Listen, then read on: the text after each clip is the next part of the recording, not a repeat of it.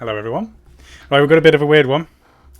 Tonight we've got the little webcam thing, and I don't know whether to get rid of it and just have the main hobby screen. So let me know if you even care if there's a miniature version of me in the top right hand corner. Right, in terms of who we've got on the chat, it is Mr. David, who's joined us at the last minute. So hello, Dave. Hello all. We've got Michelangelo, Cool Smoking Mike, and Batrep Mike. Hello. And there was more names for you recently, wasn't there? There has been a list growing. Yes. Right. So I've literally just got back through the door. Rachel's made me a brew, and we went to watch John Richardson, I think his name is. He's on 8 out of 10 Cats if you're in the UK, or you watch 8 out of 10 Cats and you're not. And he was pretty hilarious. He's quite. He's very much like me, actually, all the way through the entire stand-up. Rachel was looking at me, just saying, "That's you, that's you, that's you," and I was like, "Thanks, Rach," because he was putting himself down constantly. But yeah, it was good fun. So we've driven back. I haven't set any of this stuff up actually at the minute. So we've got a wet palette out. We've got some of these very bright skinks, which all need some base colours put on them, and then they're going to get a wash, and they're going to be very quick to do. We did the Stegodon base coats in the wash yesterday. So that's all that I'm going to do for now, so that Rachel can start playing some games. Yeah, the OCD comedian, exactly. This is why Rachel was taking the mick out of me. And then that's pretty much it on the painting. I'm probably going to end up chatting because there's already 33 people watching now, so I think we'll go through the chat in a second. Nice. And one thing I want to do before we go into the chat actually is thank everybody who's liked and subscribed to the channel, especially recently, and there's been quite a lot of people on the website making the free accounts and signing up for premium, so massive thanks to everybody who's gone over to there. And there's been a number of people using the form. We've got a link on the website called Ask WGO, and it's under the community section, but it's just a place for you to ask questions and suggest topics for shows and content in future. So thank you to everyone who sent us all of that. We're going to compile them, and I think Phil's just going to give us a piece of paper each with the questions that are directed at us or at the group in general, and we're going to answer them all at the end of the month or on certain shows. So if you've got any more, just keep asking the questions and we'll compile a list and hand them out. Okay, right, we'll go through who is in the chat. We have the Johnsonator. Hey, first here talking to myself. No problem, Johnsonator. Sean Dewitt, just enough time to crack open a Guinness. This is good. I got a message the other day on Facebook. Somebody wanted us to have a live chat, I think, on Thursday evening, because they were going to get on with some hobby and crack open a beer, but we weren't able to come on, unfortunately. But we can make these more regular if people want them. Phoenix 0879, thank you for joining. We have Max Muster, another new person I've not seen on the chat before.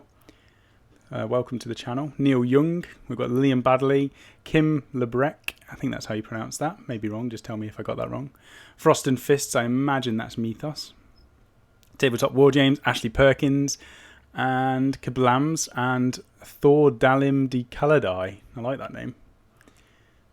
Very nice name. Right, what else have we got? So what are people saying? Liam's just saying he's watched Cats. I imagine that's 8 out of 10 Cats, not just watching Cats, Liam. I hope you're not just... It would be a Liam thing, though. What, to sit and watch Cats? Yes. Yeah. Neil Young says he's a millionaire also, like yourself. Yeah, I wish I was a millionaire. I wish I had money. That'd be brilliant. Ashley Perkins. Joe Wilkinson came into my store last week. Very chill guy.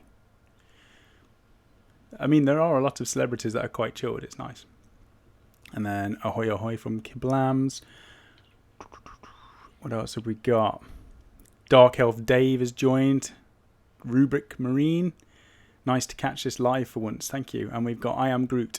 Mr. Grace here. Stu Rat saying cats, question mark.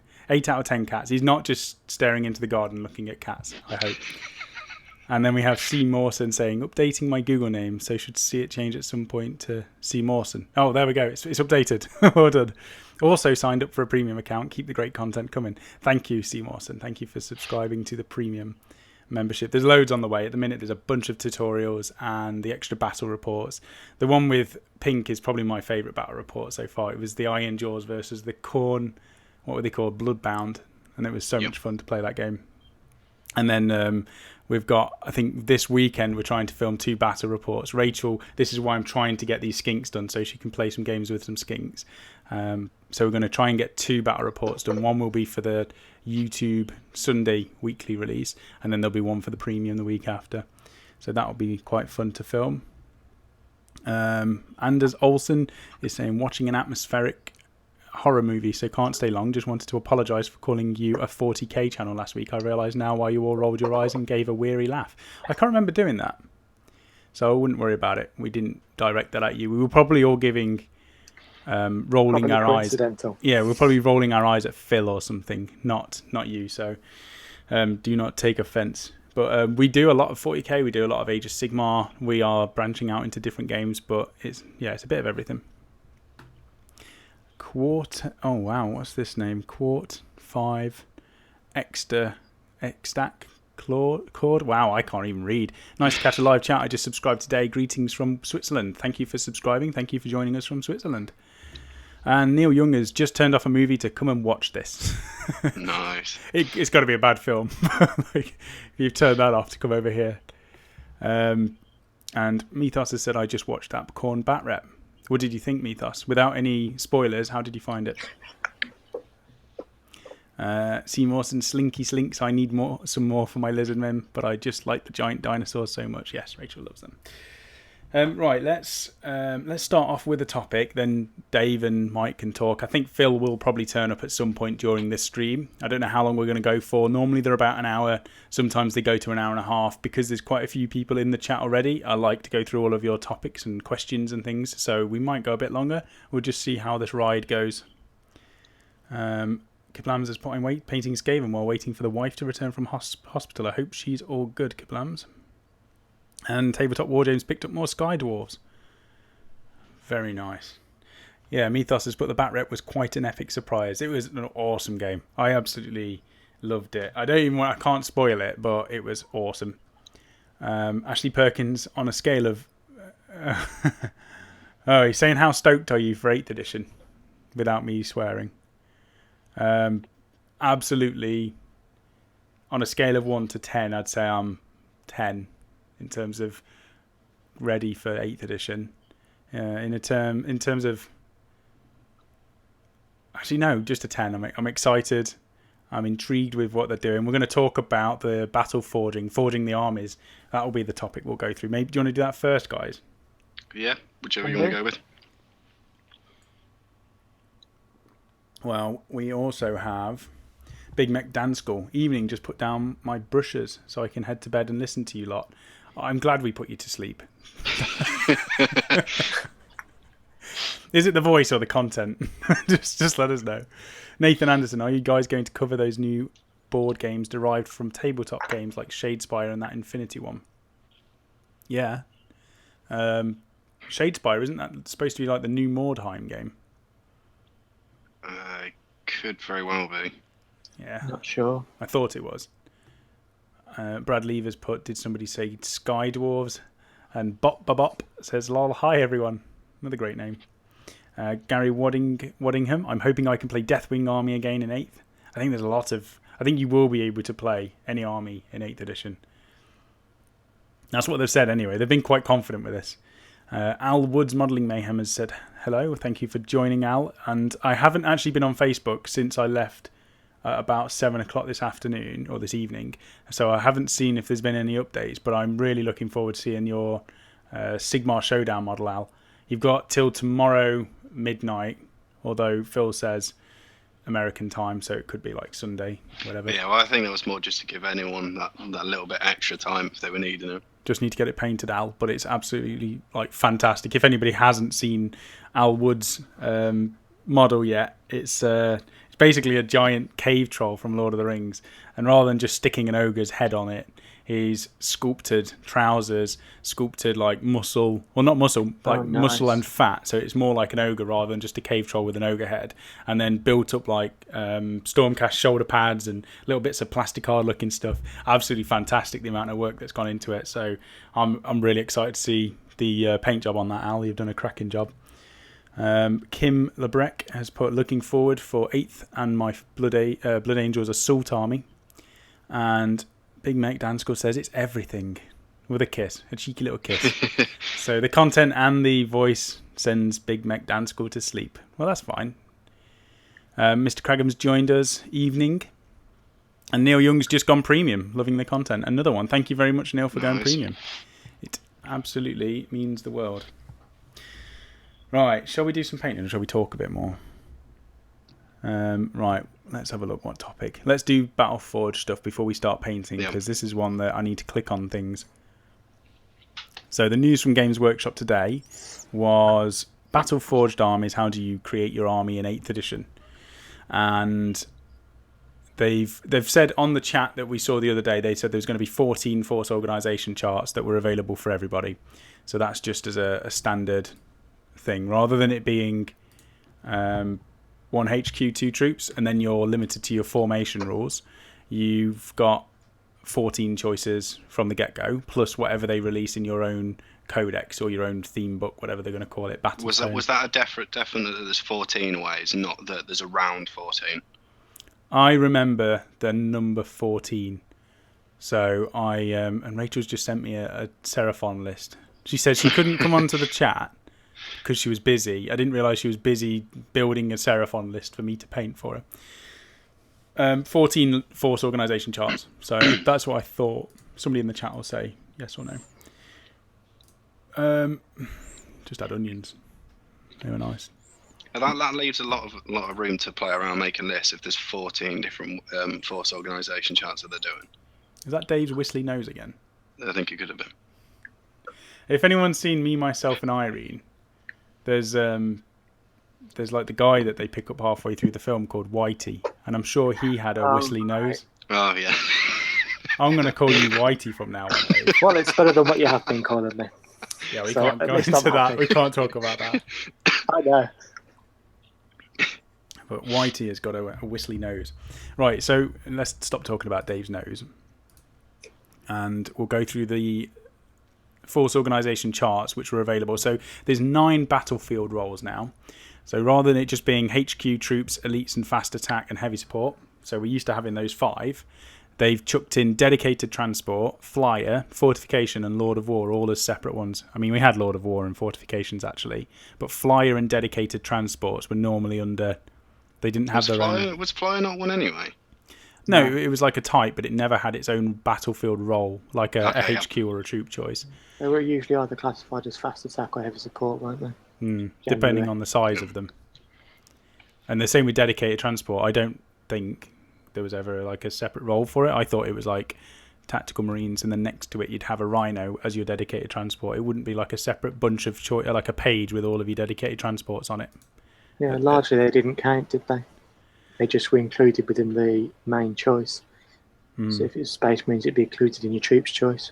Yeah, we'll go through the chat a bit more actually. So Craig's put, he'll get my Sigmar Showdown picks tomorrow and a video up tomorrow. Nice one. So everybody who has entered into the Sigmar Showdown effort competition, I'm going to say effort more than anything, because it's just to get everybody doing something new and different. But there is going to be prizes. Yeah, stick them up tomorrow, basically, before tomorrow evening. Send them to me on Facebook or put them in the Wargamer Online Community Facebook group, and I'll collate them into... I've got little folders at the minute for everybody who's joined in with their names on it and all of their entries, and I'm going to put together either a video, it might be a live stream where we just go through and chat about everybody's entry that's been done, or I might do one offline and upload it. I don't know yet, we'll decide.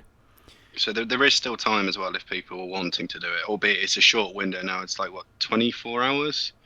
Maybe a bit longer, if anyone at the last minute wanted to have a go at doing it. Big Mech Dan scores, but I need the extra time. Think I'll be having a live Sigmar Saturday to get my Khorne Fire Slayer finished.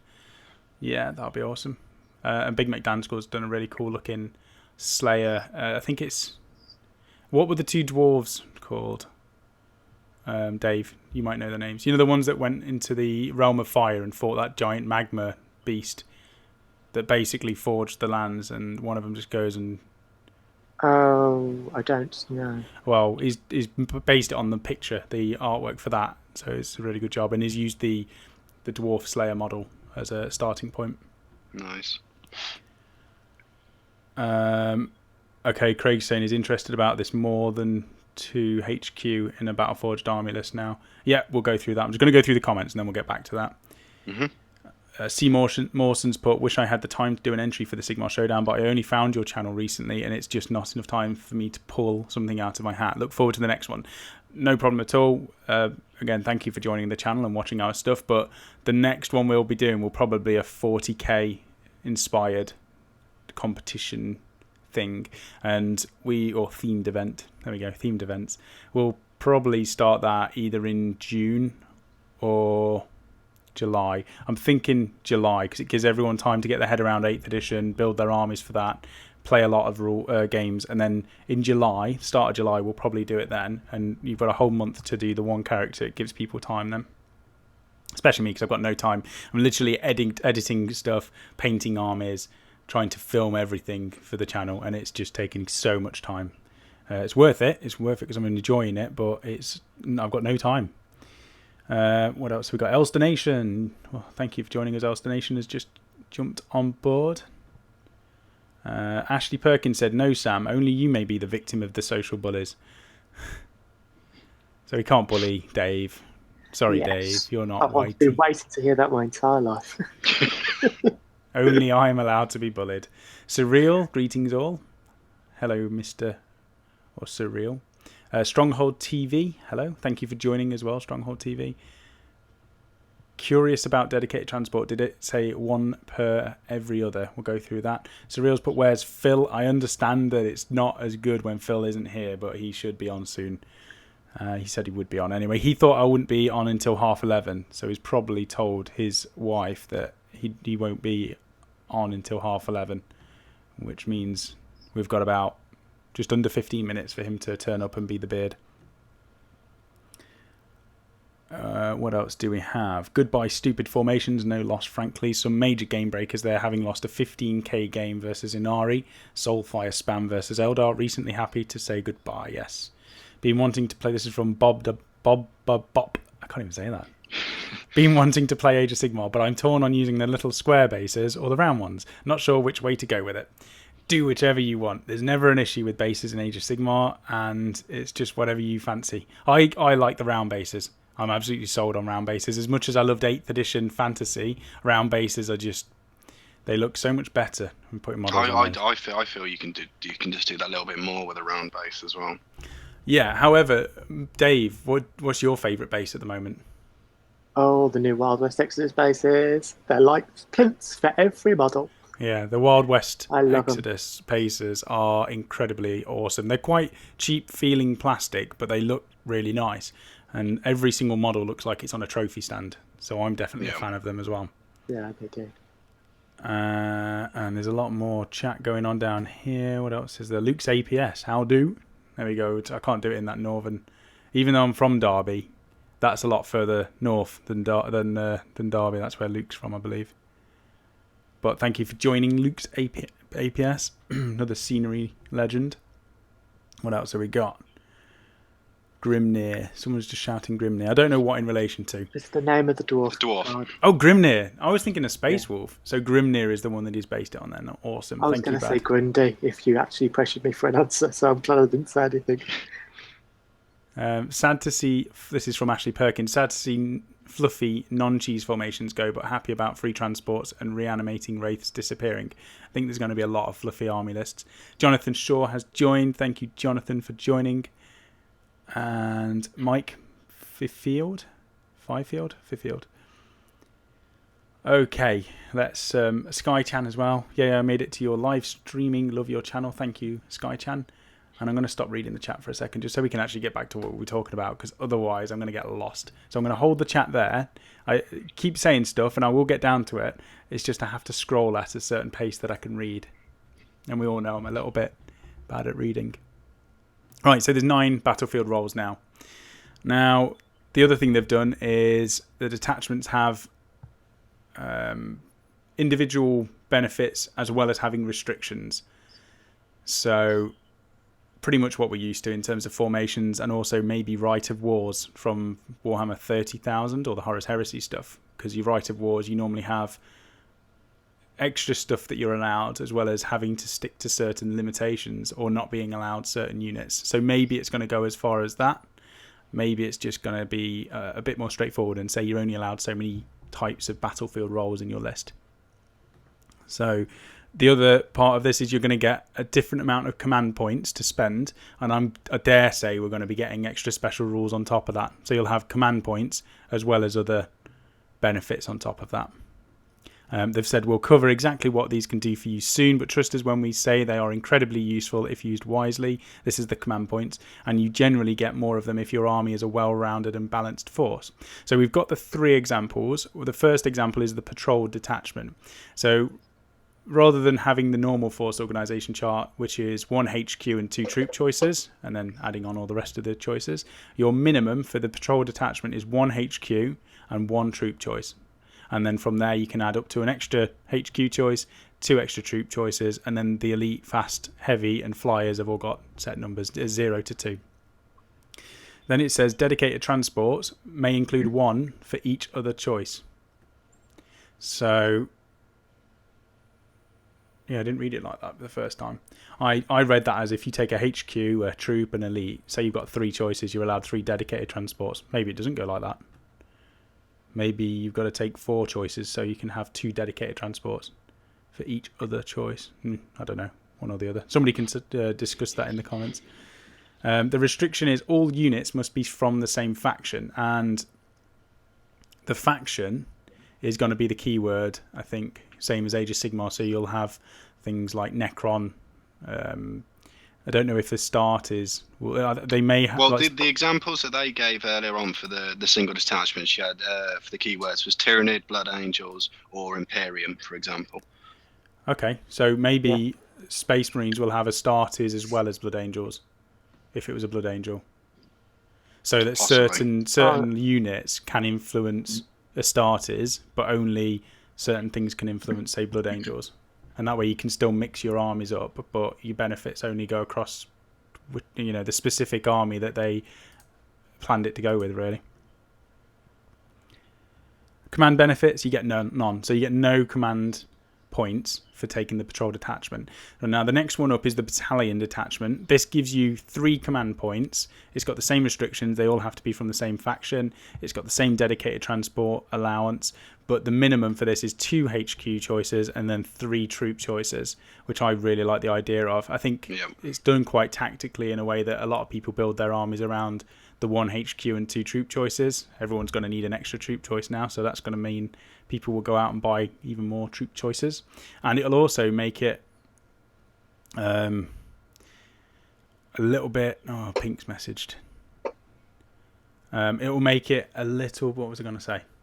Oh, like Heresy. You know how we started to play Heresy and we just tried to get like a Primarch out or a big tank or some sort of big monster or tank or whatever. Yeah. And we took the bare minimum troop choices and it didn't feel like Heresy. You didn't have the massed infantry.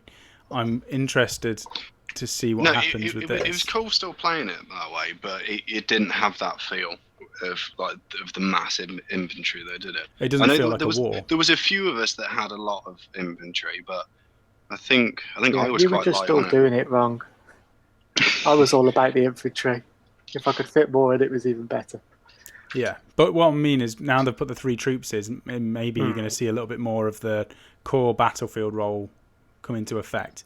Yep. It's not going to be you take a HQ, you take your bare minimum stuff, and then you just fill the rest of it with elite units. I like the idea that there's going to be more troops. So that's the battalion detachment. Then the third one, as an example, is the brigade detachment. And this gives you 9 command points, which is quite a lot. But the choices that you need is quite massive as well. You need 3 HQ, you need 6 troop choices, and then 3 elites, 3 fast, and 3 heavy supports. So it'd definitely be a high point game, that would be. Massive. But you know what? I'm probably going to aim for that. Because formations at the moment don't force me to want to do an army, whereas the force organization chart kind of does, because you can structure it a little bit better. If you build an army based around one formation and then you end up not liking that formation, there's not much more you can do with it, because a lot of the time your whole army is based on that. Whereas with the force organisation chart, you can kind of add to it a bit easier. And also with these different choices, if I build to the brigade detachment, but then end up wanting to do a game where I take 2 different armies that can ally together, I could take 2 battalion detachments, but it's fine because I'll have the choices all there, so it will work. Yeah. So I like the idea of structuring from that. The interesting thing that's going to be here, where they're saying about you taking it's heavily on troops, is that, say for instance, like they did in Sigmar, depending on how you design the army, that certain units would then become like your battle lines in Age of Sigmar. So I was discussing this with Liam earlier. Is, let's say for instance the Wraith formation. They've said the formations have gone, but the formations would still, you'd still be able to use that army in some way. Is whether they'll have something in there then that would make certain units become troops choices still, like they did for the Wraiths with the Anden supplement at one point, where if you took a Spirit Seer, then your Wraith Guard become troops. Maybe there'll be a full Craft World breakdown. So when you get the Eldar or the Craft World book, it will have a list of the main Craft Worlds and extra Battle Forge force organisation charts that you can choose from, and one of them might be, if you take Eanden, all of your Wraiths become, or all of the Wraith Guards become troop choices. Well, they said there was going to be 5 books that they released on day 1, wasn't there? Did they say anything about that they were then going to release separate codexes to go further on with these with each army as well? Or was it just there was just going to be those 5 books and that was it? 5 books, but then they're going to do codexes after that, I imagine. Right. Okay. So that sort of thing probably won't come into effect straight off the bat then. No. If that was to be what they were going to do. No. I think you're going to see a couple of books early on anyway. You're going to get the Space Marine book fairly early, I imagine, and maybe Chaos. I think Chaos are going to get a lot of love in this edition. Yeah, definitely. All right, let's go through the chat because it's been going for quite a while. And we've just been blabbing on, so I want to try and catch up with what people have been saying. Neil Young said, Elster Nation, great channel. It is indeed. You should check out Elster Nation's channel. Sea Mawson formations with a big cause of power creep. Some were overpowered to a crazy level. Others were just fluffy and pretty balanced, leading to an imbalance. Overall, glad they're going. Yes, I think we're going to see formations in a sense, but it won't be like it is currently. Liam shouting Magnus. That's great. Constructive as always. Grace here said, wait. Our formation's gone in 8th. It looks like it. I think we're going to see force organisation charts. And that's what they've said, that the formations have gone, but those armies that were built around a formation would still be, you'd still be able to use all of their models in some different way. You're right there, Whistly.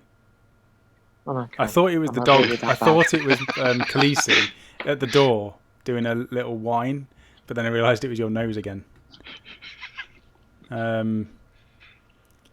Frost and Fists. It's strange that they have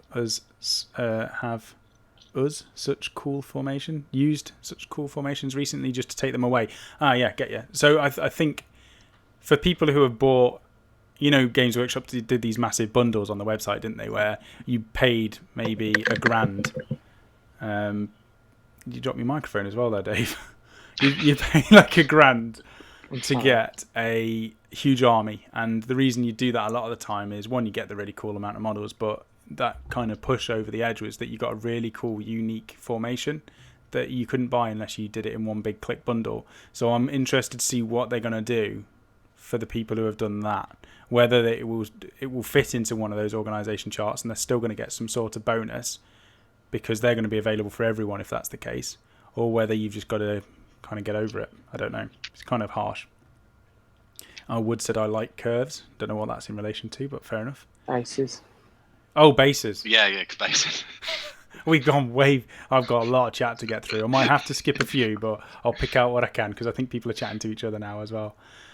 Frost and Fist, how do, Luke? Okay, we're going quite a bit behind. I'm guessing there's a lot of comments tonight then, yeah? There's a lot of comments, yeah. Southpaw Studios, great to make a live chat. Keep up the great work with the channel, from Sean. Thank you, Southpaw Studios. Thank you for tuning in.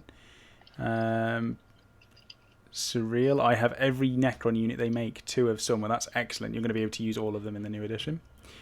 I'm friends with you there. Dave loves Necrons, and Necrons love Dave. They've been good to me over the years. Yes, very well. Like Dave will just fight anybody, and he just rolls sixes, and everything dies. He doesn't have to worry. Even Mike Zeldar, I can kill those. They do not stop me. Everyone beat me at some point. I think Craig was talking to Luke saying about taking advice for using cheap resin, and Luke's put, use it, it's great, just seal your foam with filler or plaster first. Yeah, we had issues with spraying foam and it just melting, but we've learned through great channels like Luke's APS. You can learn how to build scenery much easier. What else do we have? Jiu-Jitsu Giraffe. What an awesome name. That's amazing. That's awesome. So our Grand Alliance is going to be a thing in 40k like Imperium, Xenos, Chaos. Yes, from what we've heard, I think those are the three that we're going to get. Kind of weird that they're going to chuck Tyranids and Orcs in with Tau Eldar and Dark Eldar, if that's the case. Maybe they're going to have a separate book. I don't know if that's going to be one of the 5, if they are going to expand out to Craft Worlds being their own book, because they could easily fill it. You've got Harlequins, Dark Eldar and Eldar all in one. Mm-hmm. And then Chaos with all of the... There's a lot in Chaos, actually, though, and Imperium, so maybe not. We'll see. I'm sure I saw a mention somewhere about those 3, what you call factions on the 40k website, the new 40k website, are just ways of dividing it so everybody can see what there is on offer, and they're not necessarily actually going to be divided that way. I'm not sure about that. I'm sure I saw something, but I might be wrong. Yeah.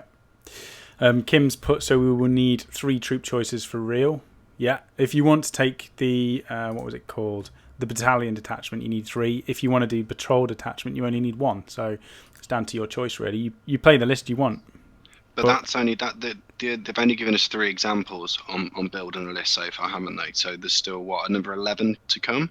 Yeah, I mean, they may even be as simple as chucking in an extra minimum choice. So from the patrol to the battalion, you may end up just needing 2 troops.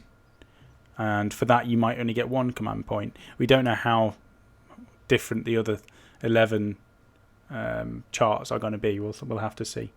Maybe they'll release 1 a day until the release of 8th edition. That's what their update's going to be. That would be nice. On top of everything else they need to tell us about. Yeah. Ashley Perkins put, thing I noticed, the 3 example detachments don't mention Lord of Wars. They definitely don't. So there's a lot more to come.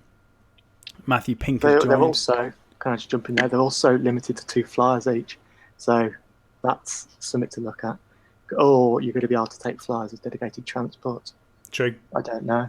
Or certain armies will be allowed more of them to make them more thematic. Yeah, or that, maybe.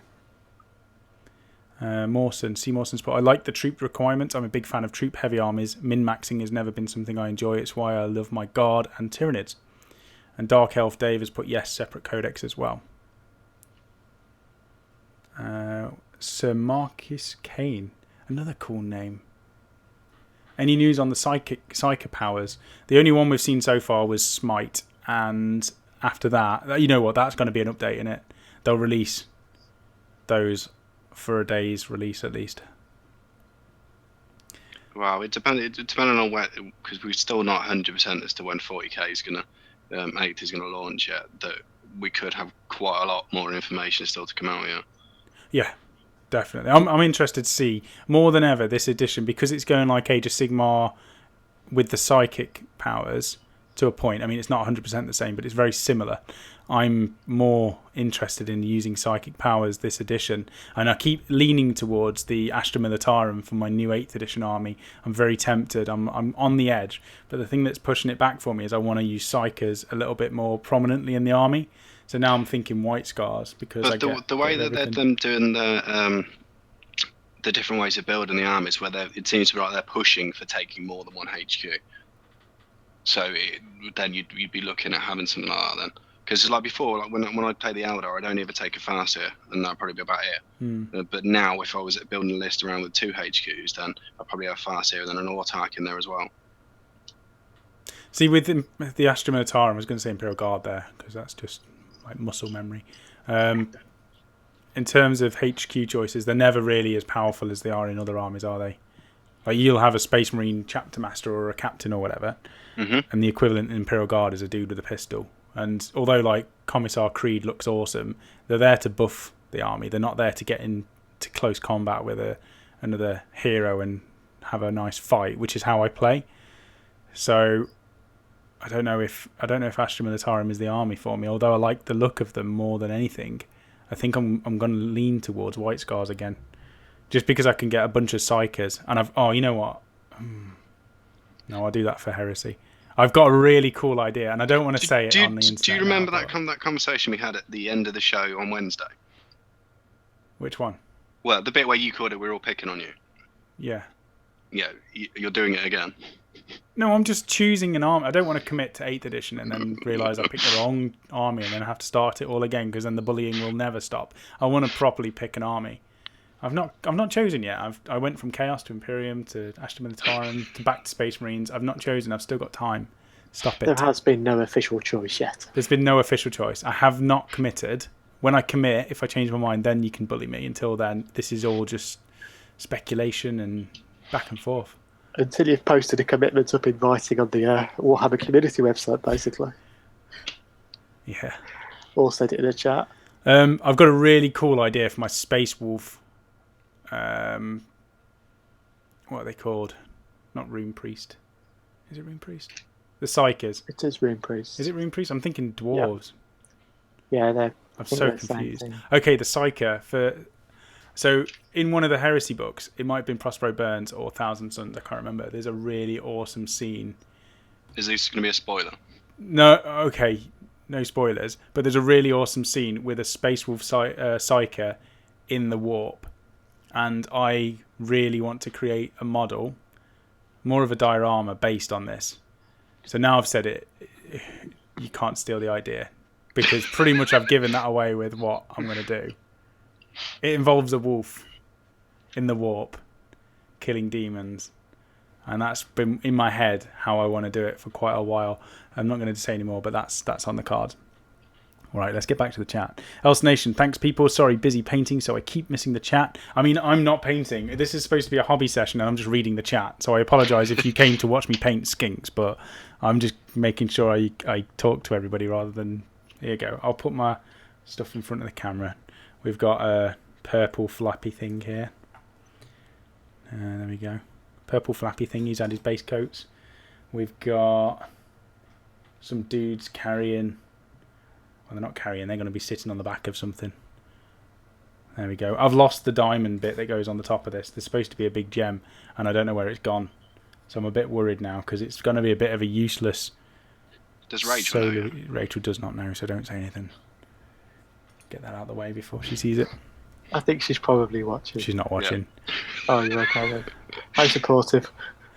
Let's keep going. Let's keep on going. A lot of people chatting about 8th edition, 7th edition. Oh, I'll just skip to the end. I keep skipping to the end of the chats. I need to get a separate... If there's a way for me to drag the chat out so I can see it separately, if somebody knows how to do that, I wonder if I can. Pop out chat. Are you kidding me? Oh, wow. I've not seen this. You know how difficult it is for me to... Oh, this is going to be so much easier to interact with people. Oh, I'm sorry, it's only guys. been like 3 months. I'm sorry. I'm sorry, everybody, guys and girls. I've ruined this for myself. Right. Oh, and this is going to be so much easier. I've been literally reading the chat on the tiniest little bit of a screen, and every time I click to the end, it like skips all of the chat, so I have to keep scrolling back up, which is why I'm very slow. Right, so Neil Young's put, my 10-year-old daughter is starting her Skaven clan rats tomorrow. She didn't believe girls played Warhammer until seeing the battle report on here. Yes, Rachel is probably the biggest gamer out of all of us, other than Mike, maybe Phil. She's definitely the most enthusiastic anyway. If somebody says... More than me. Yeah, anybody says, do you want to play a game? Rachel will be like, yep, me, we'll play a game. I think when I eventually get stuff painted, it'll be a case of, yes, I will play a game. Let's play a game now. Yeah, definitely. Yeah, ask her if she wants to paint a model and see what happens. Yeah. Surreal's put, damn, free plug for Luke's APS. Well deserved, though. It is indeed. Surreal sucks. The American Warhammer community isn't as supportive as you Brits. In what way? Is that Americans just don't like Warhammer? That makes me sad. I think they're doing a great job to turn it all around and be very positive towards the community, as well as keeping it as a company. Obviously, they're a business. They've got to try and find ways to make money. They can't just give everything away for free. They can't give you all of the rules, all the codexes, and all the models for next to nothing. They have to keep you occupied in the hobby. They have to keep you buying their stuff somehow. And I think the models and the being an awesome company will get you buying stuff. But they're going in the right direction, aren't they? Sorry, one at a time. What did you say, Dave? All I was going to say is I think it's in terms of like distance to stores, so the actual support from Games Workshop themselves. Like I know GW in America has only just about reached 100 stores across America, and we've got way more than that in the UK, which is so much smaller. I think it depends on your community, not just the stores. Yeah. You've got independents and you've got You clubs, and clubs and independents play a massive part. It isn't just Games Workshop stores, and they've got their internet presence. I think since they changed their attitude on the Warhammer community page and got involved with Twitch, YouTube, and everything else that they're doing, I think that mixed it up more than anything. I think the stores, and the guys who run the tournaments as well, that they've got involved with. Yeah, but I think in terms of stores have always been there. Stores have always been good, from my opinion. It depends on managers, but stores have always been a key part of Games Workshop. I think what's changed is a bit, the community online and the direction they've headed in with that. I think it's become a lot more open and less, they've taken down the barriers. I think stores have always been good, and they've always been inviting, because if they're not encouraging people to come into their shops, they lose their job. I wasn't saying that the stores weren't invited. What I meant was there wasn't many of them. Right. So it was physical numbers, physical presence. Yeah, I'm just thinking, I don't know if that makes a change. You know what I mean? They've always been there. There's always been a small amount in America, and yet America's been a big market for Warhammer. What has changed is the attitude and the interaction. Yeah, but okay. Yeah. Maybe it's just that they need another 100 stores, but it's changed already. I think they do. Oh, it says they've opened 20 or 30 last year alone. Yeah. Because they know the market's there and they know that people want it. Mm-hmm. Right, let's get through some more of the chat then. So, well, actually, Mike, what were you going to say about that? I think you've covered it already, I think. No worries. C. Mawson's, I was honestly expecting 2 Xenos factions with the good/neutral races like Tau, Eldar, and maybe Necrons together, and then the destructive ones like Orc and Nids together. I think that would have made more sense. The problem is that if you look at the size of the book for like the Imperium and Chaos, they're massively larger. So much bigger. But then if you look at Age of Sigmar, you've got Destruction and Death, which are about half the size of the Chaos and the Order books. So they could have done a similar thing where Imperium and Chaos are like £20 for a massive tome, and then your other smaller books are like £10. So they could have done the same thing. They may be doing that. I don't know. Neil Young's put a lot less distance between groups in the UK, so it's easier to get together. That's what I'm saying with stores, clubs, independents, tournaments. We're like one state in the UK.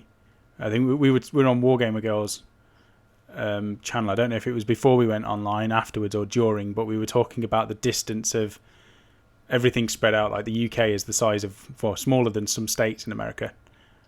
So, and we've got a lot of stuff within the scale of one state. So that's probably why it's a bit easier for us over here. We can drive 3 hours, 4 hours, and pretty much get the majority around the country. And you can go anywhere you want. Well, that's the thing. As far as Games Workshop stores go, from where we live, there's 3 stores within about half an hour. Mm-hmm. Oh, there's more than that. Okay, even more than. Yep. Yeah, there's more within half an hour. There's a lot of stores, Definitely. basically. Yeah, that's what I was trying to say a minute ago. I was just saying it very, very badly. No, I knew what you were saying. All I was saying is that didn't change. So what changed? What made Games Workshop go up in the Americans' opinion? I know the community isn't as good as it is over in the UK from what's been said, but it's definitely better than it was. So what was the improvement for Games Workshop? What did they do that was different? Because they put in more stores, but that wouldn't have had as big of an impact as the other stuff that they've done. Well, they started to care about the community, didn't they? Exactly. That's what's happened. That's what I'm saying. It's not the stores. Yeah. It's the attitude change. Yeah, you're right. You're right. It's all right. We got there. We got there. Just wasting. I'm a little bit slow sometimes. It's fine. Yeah, people don't know this about Dave. You have to kind of spell things out sometimes. He is really intelligent. He just has a whistly People tell me nose. I'm really intelligent, Yeah. but they also tell me I'm stupid at the same time. So I do get mixed messages. I've just realised I'm not wearing my Wargame Online t-shirt, but I am wearing something that is amazing. If anyone can tell, actually, I'm just going to get up a little bit. Check this out. What is this from? Oh, wrong way. What is I that can't from? see it, so I've got no idea.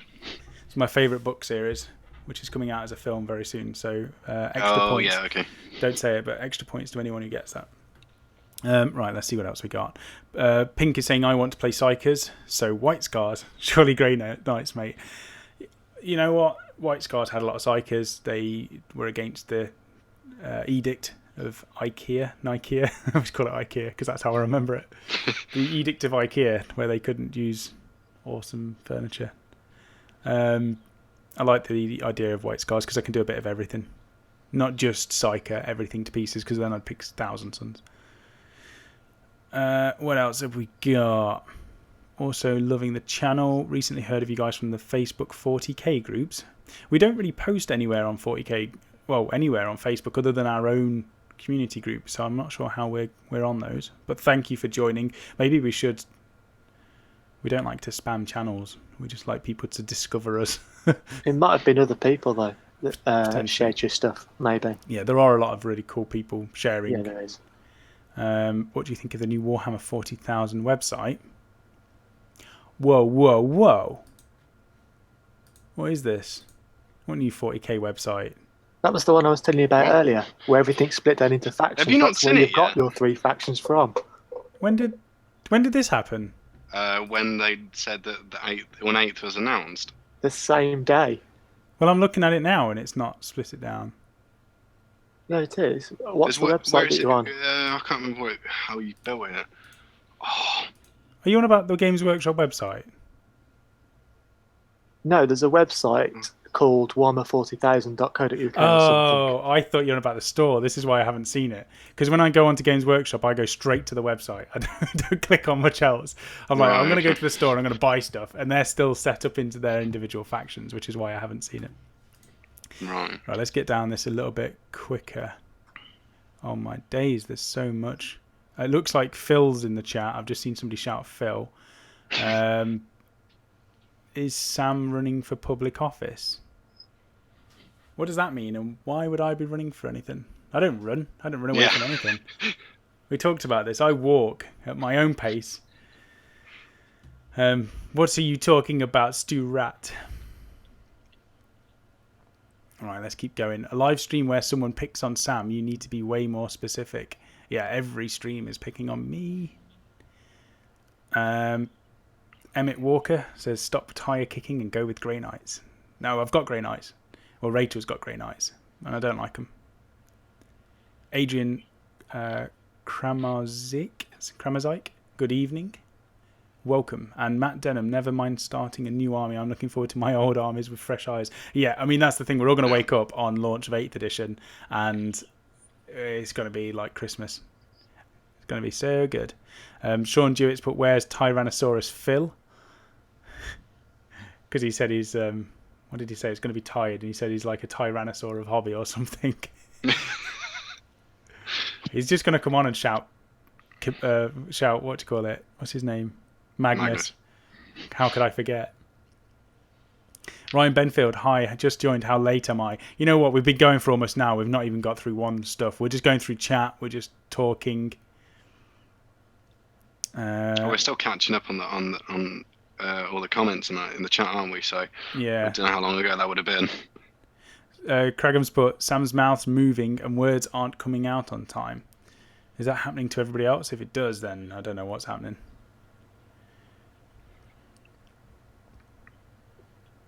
I was thinking, Sam, you could say if people have questions, get them to use Wargamer Online to ask. Could help filter out the other chat. We could, yes. You could put at Wargamer Online and then I'll see it much easier. The problem is, I don't even know how to pop out chat, and I'm supposed to know what I'm doing. So I don't expect everybody to know. What else have we got? Sam, I showed. If you want it. No, it's all right. We'll just do the chat. Sam, I showed you the pop out chat ages ago. Says Phil. Yeah, all right. How far are we? Right, let's just skip. Are we in the quite a way comments, behind. Let's keep going. All right, sorry. Happy wife equals happy life. Don't break that rule. I like that rule. I'm going to write it down. Get it tattooed. Keep going, keep going. Oh, it must have been Phil talking about Sarah. Yes, it's my wife's birthday, so this is not without risk. Yes, it is Sarah's birthday, so happy birthday, Sarah. Right, I'm just going to skip through this and pick out anything that's different.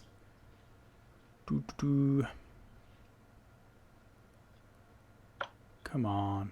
Read faster, Samwise. Somebody else further down just put no wife equals happiest life.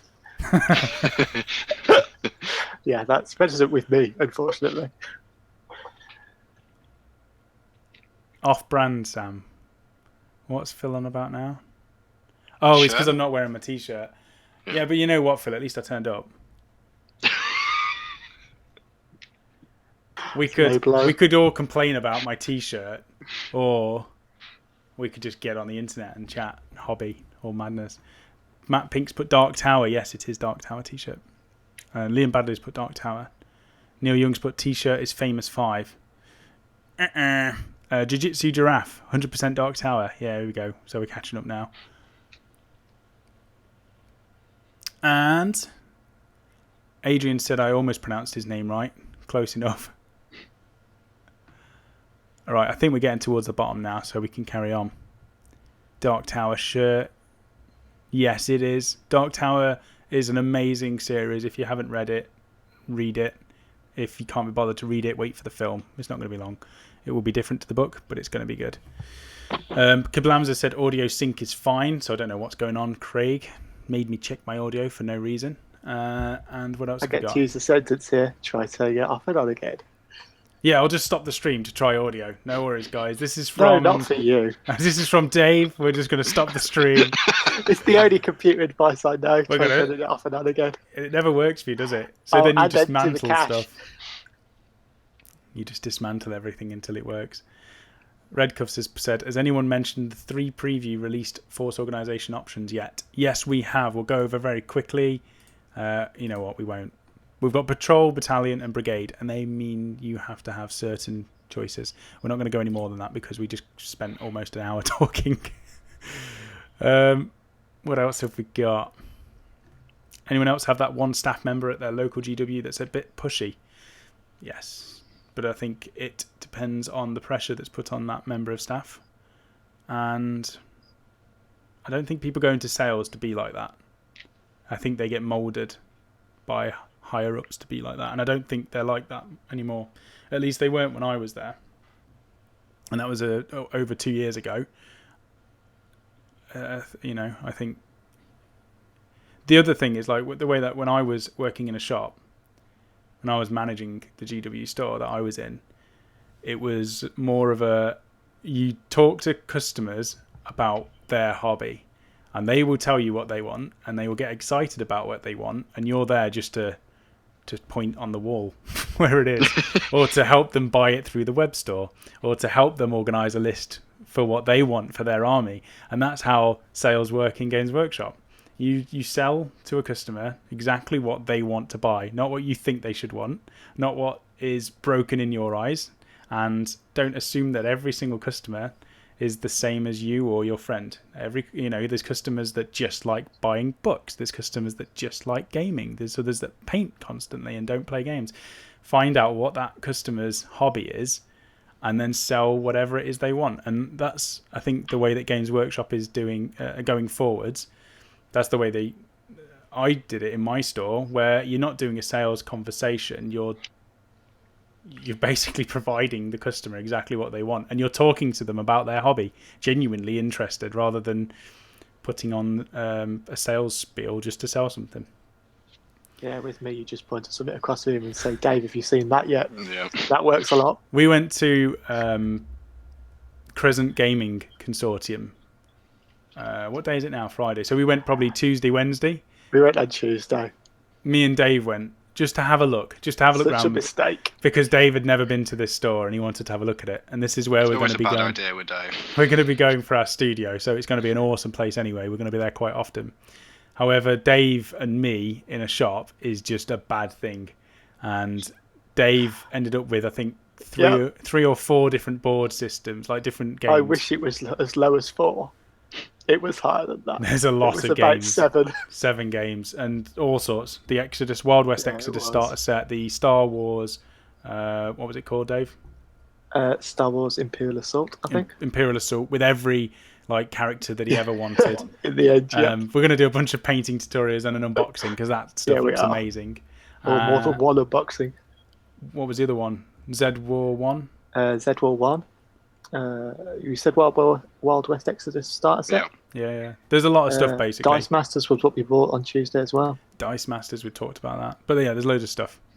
There was. Are you waiting for the series or scared they will ruin it? Is that Famous 5 or is that the Dark Towers? I would have thought it would be Dark Tower. Whether it's waiting for the series of films or worrying that the filmmakers might ruin the books. The only partner I could think is one that supports my hobby. My missus is with me because she accepts me whole. What's the point to be with someone who doesn't accept you? This is true. I mean, we could go into relationship advice, but we might save that for another topic. My wife accepts my addiction to wargaming and model making and is so supportive. I think there's a lot of people like this, aren't there? You know what? Let's just tackle it now. So, the way that I see it is there's no point pretending or hiding that you don't play with toy soldiers or paint, because as soon as they find out, they might not see the real you. If you openly start a relationship, or you're open before you even get to the relationship stage that you're a bit of a geek. Is it geek or nerd? You always shout at me when I get it the wrong way around, Mike. Well, I normally say we're geeks. Okay, but then recently I seem to be, it's been the other way around that a lot of people have been saying, so I'm not 100% on it. Okay, so it depends where you're geeks and nerds. Rachel said, "Everyone brace yourselves," because we're having relationship advice from me. It's not advice, by the way. Don't take this. Don't take this. I mean, I'm with Rachel, but this is by fluke. This is pure fluke that I found somebody like Rachel. You rolled a 6. I rolled a 6. I rolled a 6 again, and then I rolled another 6. But basically, there's no point hiding being a geek or a nerd because they'll find out eventually. And we know people that have tried that and it doesn't work out in the long run. You're better off being open and finding somebody who wants to be with you because of who you are, not because how they perceive you are. So Ashley Perkins said, I rolled a 6 on a D3. Definitely. And sure, Jim's put, is this late night love? We're going to leave it at that. Found Rachel on a critical 6. So Rachel, everybody knows that Rachel is very supportive. She's into gaming, wargaming, which is another 6. And obviously stunning as well. So stunning, gamer, and very supportive. I don't think I could get much more lucky. So I've done well. I'm really happy, and I never pretended not to be a geek or a nerd. So yeah, just maybe that. All right, what else we got? The one in Bristol City was horrible. After changing it to a one-man store, never came back to it after apart from a couple of minutes to buy paints. Yeah, it depends. I mean, it's people, isn't it? It's run by people at the end of the day. You get good people, you get bad people, and the good ones stick around. The bad ones either move on or they don't have a very busy store. I think that's just what you'll find. You can't go into a Games Workshop and every single member of staff or manager be absolutely amazing. It just won't happen. Ryan Benfield just shows the missus the models, not the price. That's great. The only problem is when they find one of the prices, that's it. You're doomed. What else do we have? Hi Sam, Rachel is here. Yeah, I've just seen that. That's the problem now. She's in the chat. She stopped writing Seraphon lists. She's probably going to give me grief for not painting her stuff while I'm supposed to be painting right here. Right. Let's keep going. I just got $2,200 in Space Marines for $200. Got to make some nasty lists with the new detachments. That's very lucky. And then Pink. This is from Rachel. I loved what Pink's missus said one day. The day you spend £100 on something other than plastic crack, I will start to worry you've got an addiction. Yeah, a proper addiction to something else. So that was quite a funny comment. And Richard's put, stop bragging, Sam. I'm not bragging. Rachel's on the chat. I have to say that I'm really lucky. Otherwise, she's going to get angry. Right, Phil's just joined the chat, I believe. Yes, he has. Are you going to say something, Phil? Don't say Magnus. No, he's not. We might. It's probably not even sorted his headphone. This is the problem with Phil coming on halfway through a chat. We don't get to do the technical checks with him. So he'll probably shout Magnus in a minute. My biggest fear is my wife selling my stuff for what I told her it cost. Yeah. And then Else Nation's off. I need to sleep, so I'll say goodbye. Goodbye, Else Nation. Have a good sleep. My wife is a scientist and so out geeks me. See, Rachel's I think a nerd because she did physics and other sciencey stuff. So she's really intelligent on the sciencey side. I'm just paint toy soldiers, so I'm like the opposite. I was totally waiting for you to say if you build it. Right, let's get on with some topics. What shall we talk about? We've got thank you to everyone who is in the chat as well and is joining in, and thank you to everyone who has liked. We've got more. I can hear Lola in the background as well as you shouting Magnus. Hello, Phil. We've got more premiums tonight as well. Thank you to everyone who is signing up to the premium on the website. Yes, thank you, everyone. Lola's telling something off in the dark. I'll mute my microphone again. No, so now I'll upset you again. All right, we've got some topics here, so we're going to go through this. We've got a few, actually. Okay, which one do we start with? How do you choose colour schemes? Let's just go with that. Right, somebody can start because I'm actually going to do some of this painting, I think. So that at least I can say I've done some hobby tonight. So, Mike, how do you choose a colour scheme? What's the process? Colour scheme. I normally tend to, when I first get an army or have ideas on it, I'll go and look at artwork or armies that people have previously done, just to get a rough idea of what colours might work together, whether I like the look of them or what I'd change. Normally it takes me forever. And several times I'll start doing a colour scheme and I will get it wrong. Or you'll get halfway through, it's like, no, I don't like this. Then I have to restart. So just getting inspiration from artwork and what other gamers have done with their armies is probably where I get mine from. Okay. Yeah, well, I'm picking a colour scheme right now, aren't I, for my Wild West Exodus miniatures. Yeah, so how do you do that? I'm finding that so difficult because, like, I decided I wanted blue, and then I put some colours on a model and was like, I really, really hate this. Do I finish it and get all the highlights up? Do I make it lighter? Do I make it darker? A lot of the time, a lot of my stuff's GW, so I look in the books for the inspiration in the background. Pick a chapter I like and just go from it there. So I look at other people's and get inspiration from them most of the time, I suppose. How did you pick your Necron colour scheme? Well, silver and green. How did you pick your Alpha Legion? Well, silver and blue. You can't really change the colour of Alpha Legion, otherwise they're not Alpha Legion. The other way that you pick colour schemes as well, Dave, is how easy they are to paint. So yes. With your Alpha Legion, you got them done so quickly and they still looked brilliant. And that was by... Can I spray it and wash it? Yes, that's a good colour scheme. Yeah, it wasn't even washing, it was glazing. So it's spraying it with lead belcher. I'm going to move this microphone over here. Oh, it won't move anymore. Hold on. Spray with lead belcher, 2 coats of Gulliver blue, coat of Waywatcher green, and a little bit of a coat in patches of Gulliver blue again. Nice and easy, sorted. Surprised Phil isn't freaking out about this audio. I'm sure he is on the inside. Are you freaking out yet, Phil? No, I'm good. I'm using sparkling water to dilute my Ushabby Bone. Ushabti. How do you pick a colour scheme, Phil? I look to see whether it's green or white, and then if it isn't, I add those two colours to it. We all know that's true as well. Basically a similar scheme.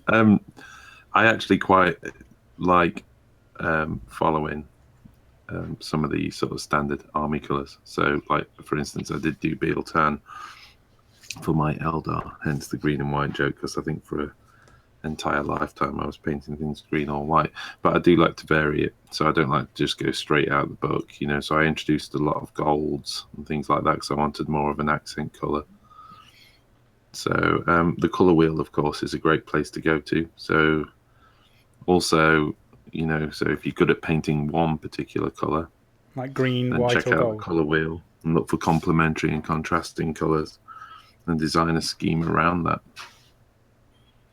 as well. So, I mean, that's why gold works really well with both white and green, and it's why I wanted to introduce more of it with my Beetle Tan.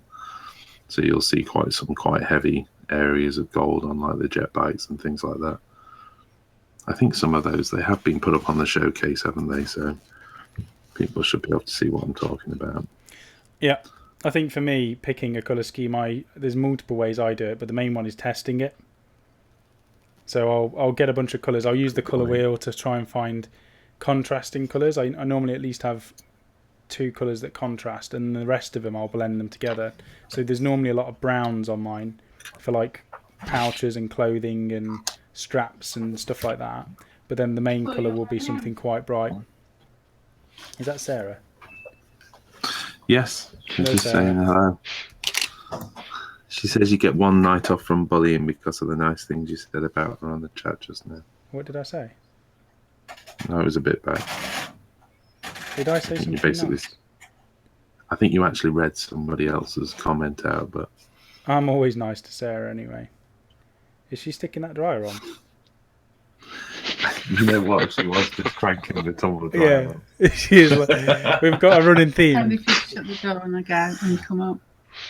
Night, hon. We've got a running theme with. Bye, boys. Bye, night. Bye. Happy birthday. There's a running theme where Sarah will put the tumble dryer on. She's just before we go live. Yeah, just before we go live, the tumble dryer goes on. Right. I'm actually painting my Sigmar Showdown model, so I am actually doing a bit of hobby. That's why I was trying to sneak in. I thought you were going to whack this up on Twitch as well. Yeah, you know, that all seemed good, and then I thought, two things. We had some visitors arrive, unexpected visitors to come and say hello to Sarah. So it seemed rude to go off and do a Twitch stream. I don't know. So, some other night. Definitely will do that. What's going off on the chat? Do you want me to go off on the chat for a minute while you just do a bit of hobbying? Yeah, go for it. Take control. Something about following instructions on tutorials. It's easier if you do it that way. I think I've missed out the start of that, though. And there's a lot of chat. Red and green should never be seen, but orcs don't care. Nice. I'm very interested in being economical with painting. That's a good point. You don't have to go crazy with your schemes. I think sometimes a more complex... I'm assuming that's what you mean by that, but sometimes a more complex paint scheme actually doesn't do the model any favours, does it? Sometimes it's the simple ones that really work. Normally at least one colour that stands out and the rest of them that blend together. Yeah. Pink's put, how many Necrons did you test? I did. 4 or 5, I love these people with insider knowledge of Sam's insanity. Because you did test like 1,000 Necrons. I test every time I pick an army, when I've actually committed, I normally get an extra box of the core troop choice or whatever it is that I'm going to be doing, and then I'll just test them all. So I'll spray half of them white, half of them black, start chucking colours on them, and then find out what I like. The other thing I try and do is try and find how quickly I can paint them, because for me it comes down to like the efficiency of the paint job. I could edge highlight stuff, but if it takes me too long to edge highlight a certain unit, then I'll get bored. So it has to be a quick paint job. So for me, testing the colour scheme is also planning the efficiency of it. and that's why I have to test it. I'm not like Phil. I can't just pick a colour, get an airbrush out, spray it all, do it all in, one model a minute sort of thing, and then ring me and complain that one model took an extra 5 seconds or something. I can't do that. I'm not as talented. I have to plan meticulously. Adrian's just asked, am I left-handed? I'm not. I'm just trying to paint with my left hand. Just seeing how it goes, really, Adrian. I think it's going all right. I'm not painting too much of the yellow. You're just proving us to be mere mortals compared to your painting skills. I'm going to try using my toes next week. Hi, Sarah. Neil Young says he's sick of red. He's got 12k of Blood Angels and 5k of Admech, so he's going for Zeech to avoid red. You should try corn. I like how he's picked the armies like you have to follow the colour scheme.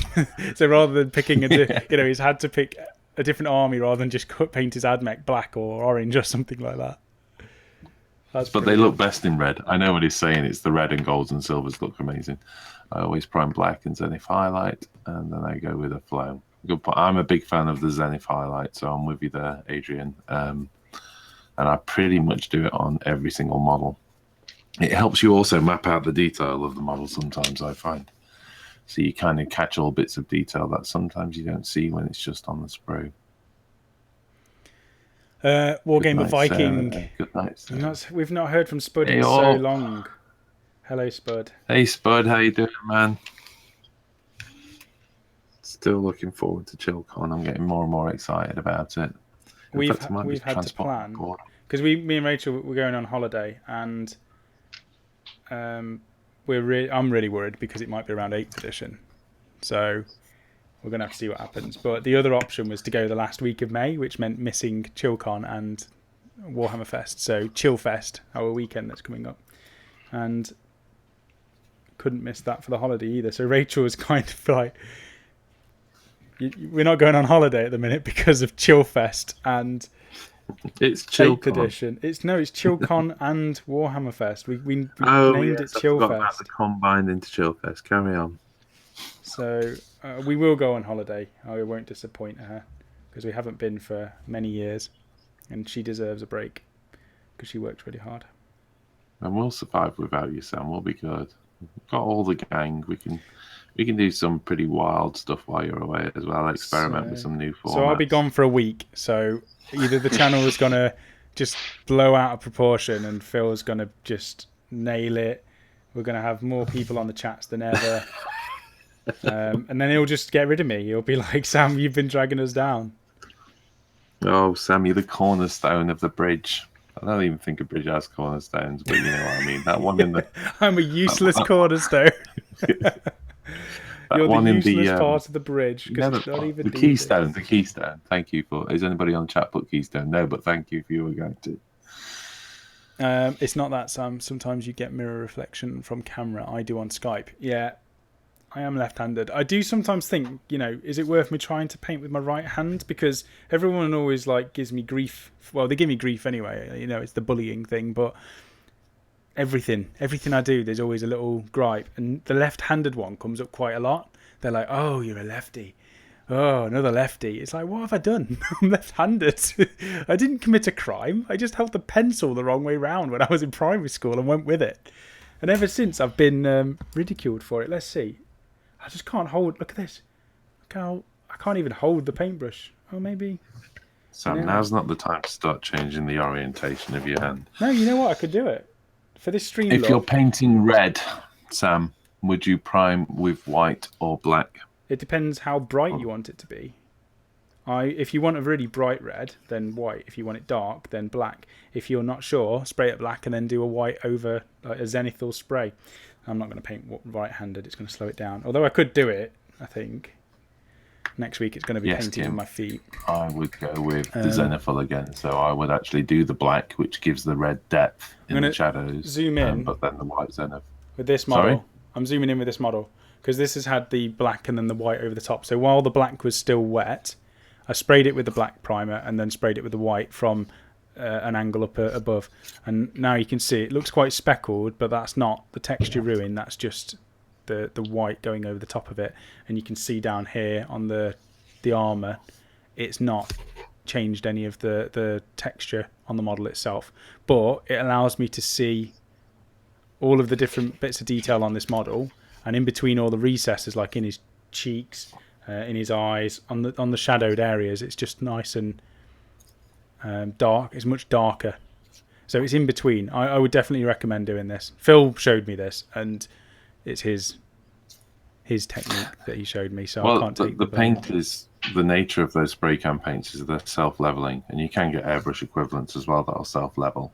But the self-leveling works better when the entire coat is wet. So if you hit the white while the black's still drying, they kind of blend together. And like you said, it looks speckly, but from a texture point of view, they self-level. So you don't actually get the speckle. So it's much better to hit the white spray over the top of the black, providing both of them are thin coats. There you go, Duncan. 2 thin coats of primer. Ready's dead. Surreal, holy cow, you are hairy. Are we talking about this Taurox looking thing, or are we talking about me? Because I'm definitely not hairy. It takes me like 7 months to grow a beard. My arms are... I'm not on camera, am I? They're not talking about me being hairy. It must be your arms. My arms aren't that hairy. They're just normal. What else have we got? He must be a sinner. Sinister is left in Latin. I'm a sinner. Yeah, well, it's all good. Adrian's put for red, prime brown. That's another good tip. Priming brown is definitely a way to go. Yeah. It's more of, most people have a white or a black primer, don't they? So it kind of covers all. But saying that, brown is such a great primer for the majority of models in fantasy, because you've always got some leather pouches and straps and stuff like that. You can never go wrong with a brown primer. And I particularly like Rhinox hide for spraying all of my bases. Instead of using Chaos Black as a primer, I'll spray them all with Rhinox or Mournfang, and then dry brush the bases a couple of times and then chuck a wash on them. That's all you need. And I've just sprayed. Hey? So I've just sprayed all of my Wild Exodus stuff with Rhinox, because it just covers all the leather and means I don't have to go in and do all the fiddly bits afterwards. Just paint around it. And then you just chuck on all the highlights and that's it. Exactly. The amount of times Mike's given me grief for painting bases before anything else. I wouldn't really say it's grief. Well, a little bit of a complaint. Oh, constructive criticism. You know what? I'm going to check this out. Because I was saying I did start a guard army. I bought all the stuff to do a guard army and then decided not to do it. Not like me, I know. But one of the things I did before I got rid of them was do all of the bases for the army, because this is what I do. So this is a box of bases which have all been done to the same standard, ready for me to put. Oh no, this is my Space Wolf box. This isn't even my guard box. Okay, this is my Space Wolf box. These need snow adding to them, so you can see how many bases there are stacked up in here ready to be added snow to. So that's the Space Wolf army bases. Then we've got an Imperial Guard box or an Astra Militarum box somewhere, which is about 125mm bases, all finished, ready for the models to go onto. And then all of Rachel's Seraphon bases are... What is that? I don't know what that is. I know this is really thrilling viewing, but I love bases. Check this out. That's a box of Seraphon army stuff. Well, while you're showing boxes of bases, we've got a question. What is the model of the giant bull thingy? Is that the Minotaur from Star Knights you were showing by any chance? Yes. So if you check our website out, or I think the YouTube channel as well, we did a brief review, didn't we, of the Star Knight? We had a hangout. We did an interview with Mark, didn't we, covering Star Knight? Yeah. So have a look at that and then check out their Facebook page. But that model is amazing. Yeah, it's a really cool model. And there's loads to come. I'm waiting. Every time I see Mark now, I'm like, when are the turtles coming? Because there's going to be some really cool looking turtles on the way. What else have we Dell's got? joined. 88 Shadow Angel. Hey, yeah, 88 Shadow Angel. Hi there. I always prime black now. I just find it looks better for some reason. But I think people do sort of settle into one. I have to say, irrelevant of where I was going, I always primed in black until I did that sort of zenithal highlight, which I started off by doing from the airbrush and then just thought it's going to save time if I just hit the white can over the top of the black. and now I'm stuck to that. That's the go-to pre-shade. I mean, the Zenithal highlight with white, of course, provides pre-shading. That's the benefit of that. Well, also, a lot of people generally paint a certain way, don't they? So you'll go from dark to light. So if you get into the habit of painting dark to light, then it's very difficult to switch it up and go from light to dark. So depending on which way you start, it changes it. Whereas if you do the Zenithal, you can start with your medium coat and then go up and then down. So it just the way you've been taught. I've always been taught to start with black and then go up to lighter colours. So that's what I did, and I'm only now switching because I actually prefer this black and then the white over the top of it. What have we got here? Do you know Rhinox and other sprays aren't primers? They are spray versions of the base paints. Yes, they are. They do have a slight different property to them. They're a bit thicker. They tend to go on a bit thicker, and they react badly, not badly, but they don't bond as well to the plastic. I've seen that if the plastic hasn't been washed, and let's face it, who washes their actual plastic miniatures? Everybody does resin, because we've all learned the terrible lessons if we don't. You say this, but I've never had an issue. Really? I've never had an issue spraying. I've had an issue with plastic and those. I mean, they work well, but there is a different property to them. They are thicker. I mean, the standard grey is a beautiful paint, but it's like tar. The easy way is just spray it black or white, do a very thin coat, and then spray it over the top with the colour. But for bases, I definitely just spray them.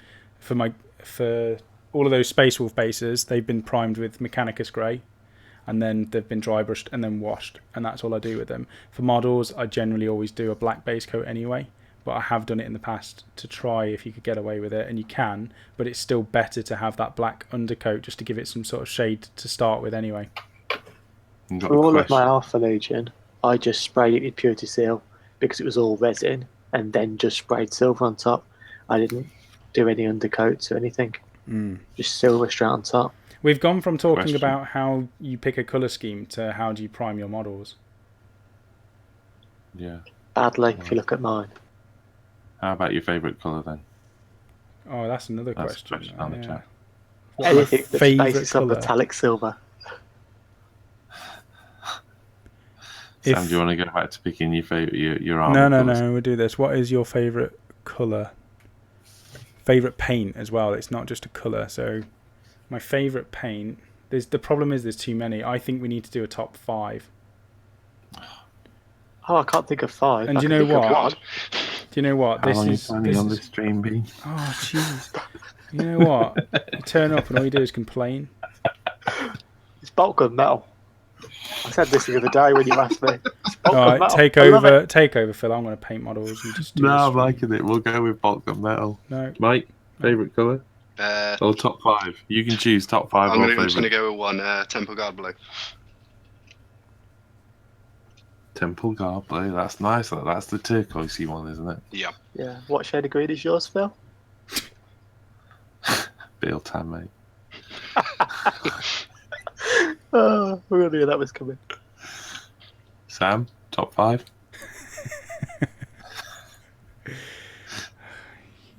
Stop just bullying. I'm not bullying. It's a genuine question. The problem is as well, I haven't used enough other paint systems. I want to try Scale 75, Vallejo, Tamiya, all of those. So just on my limited Games Workshop palette, we're going to say, the top 5 paints, because I can't pick one. Deathworld Forest, because that's my favourite green. And obviously the highlights, they're kind of part of that paint anyway, so we're just going to say the base colour for all of my favourite colours. So Deathworld Forest, Warplock Bronze, Retributor Armour for the other gold, because that's just amazing. Nagaroth Knight, the purple, beautiful purple. And you know what? What's that Temple Guard blue base? Stegodon Scale Green. Oh, Stegodon, yeah. I can't believe you haven't said I'm going to do by Darkness. Oh, this is the problem, you see. Okay, so 6th, This is Incubi what Darkness. you shouldn't have asked. 7th, Rakarth Flesh. 8th, it's got to be... The GW okay, baseline let's say I've got to pick a brown. I've got to commit to a brown. I'm going to say Rhinox Hide for leather, and then Mournfang Brown for everything else. So there's probably about 8 to 10 paints that I have to have, but other than that, I think I've done quite well to narrow that down. Yeah, well done. That was good. And I like how you put them in order as well. What about medium? The mere medium. That's not really a paint, is it? That's like an extra one. Okay, so that's 9. 10. We may as well round it up if we're going to do that. Agrax, Earthshade. There we go, 10. Yeah. I used 2, and you know the large pots of Agrax Earthshade? Yeah. I blasted 2 pots of the matte and 1 pot of gold through the airbrush last night doing that terrain. It was great fun. Oh, hold on. Spud's saying... Oh, we got 2. Turrican. We've got Turrican saying, I've just got here, what's this monstrosity? Are we talking about my face? Are we talking about the model? Or are we talking about what? Cheers, Turrican. We've got Spud saying, why has no one mentioned my question? Phil, you're supposed to be on the chat. I'm going to have to take over again because you're just missing stuff. Sam, I was waiting for you to finish listing your favourite paints of all time. There was only 10 of them. It didn't take too long to listen. If there were 2 wargamers to get married, who would they be? Well, me and Rachel. I'm trying to find Spud's question. 2 wargamers that aren't already married. Let's do it that way. There's only really one of us that isn't married. Type your question again, Spud. It's too late. It's gone. No, it's not. It's there. I've just read it out. Oh, right. Sorry.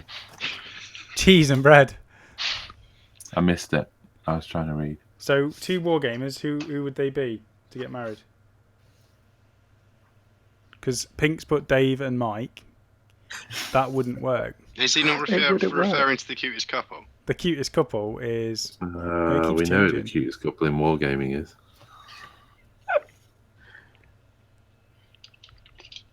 Right, what's this? Excessive magnetization. Sometimes I use apple barrel paints from Walmart. What does that mean? Is that an American thing? That's an American thing. So okay. Walmart's like a giant shop. It's not just one shop, it's a chain. Okay. Take your pick, Turrican says.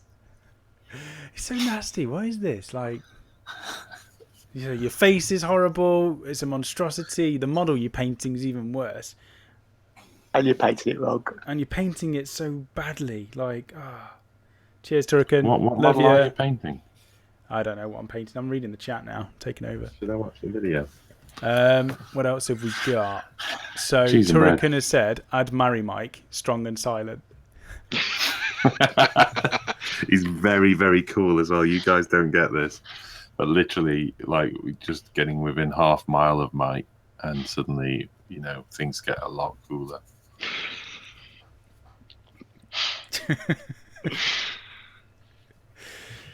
Yeah.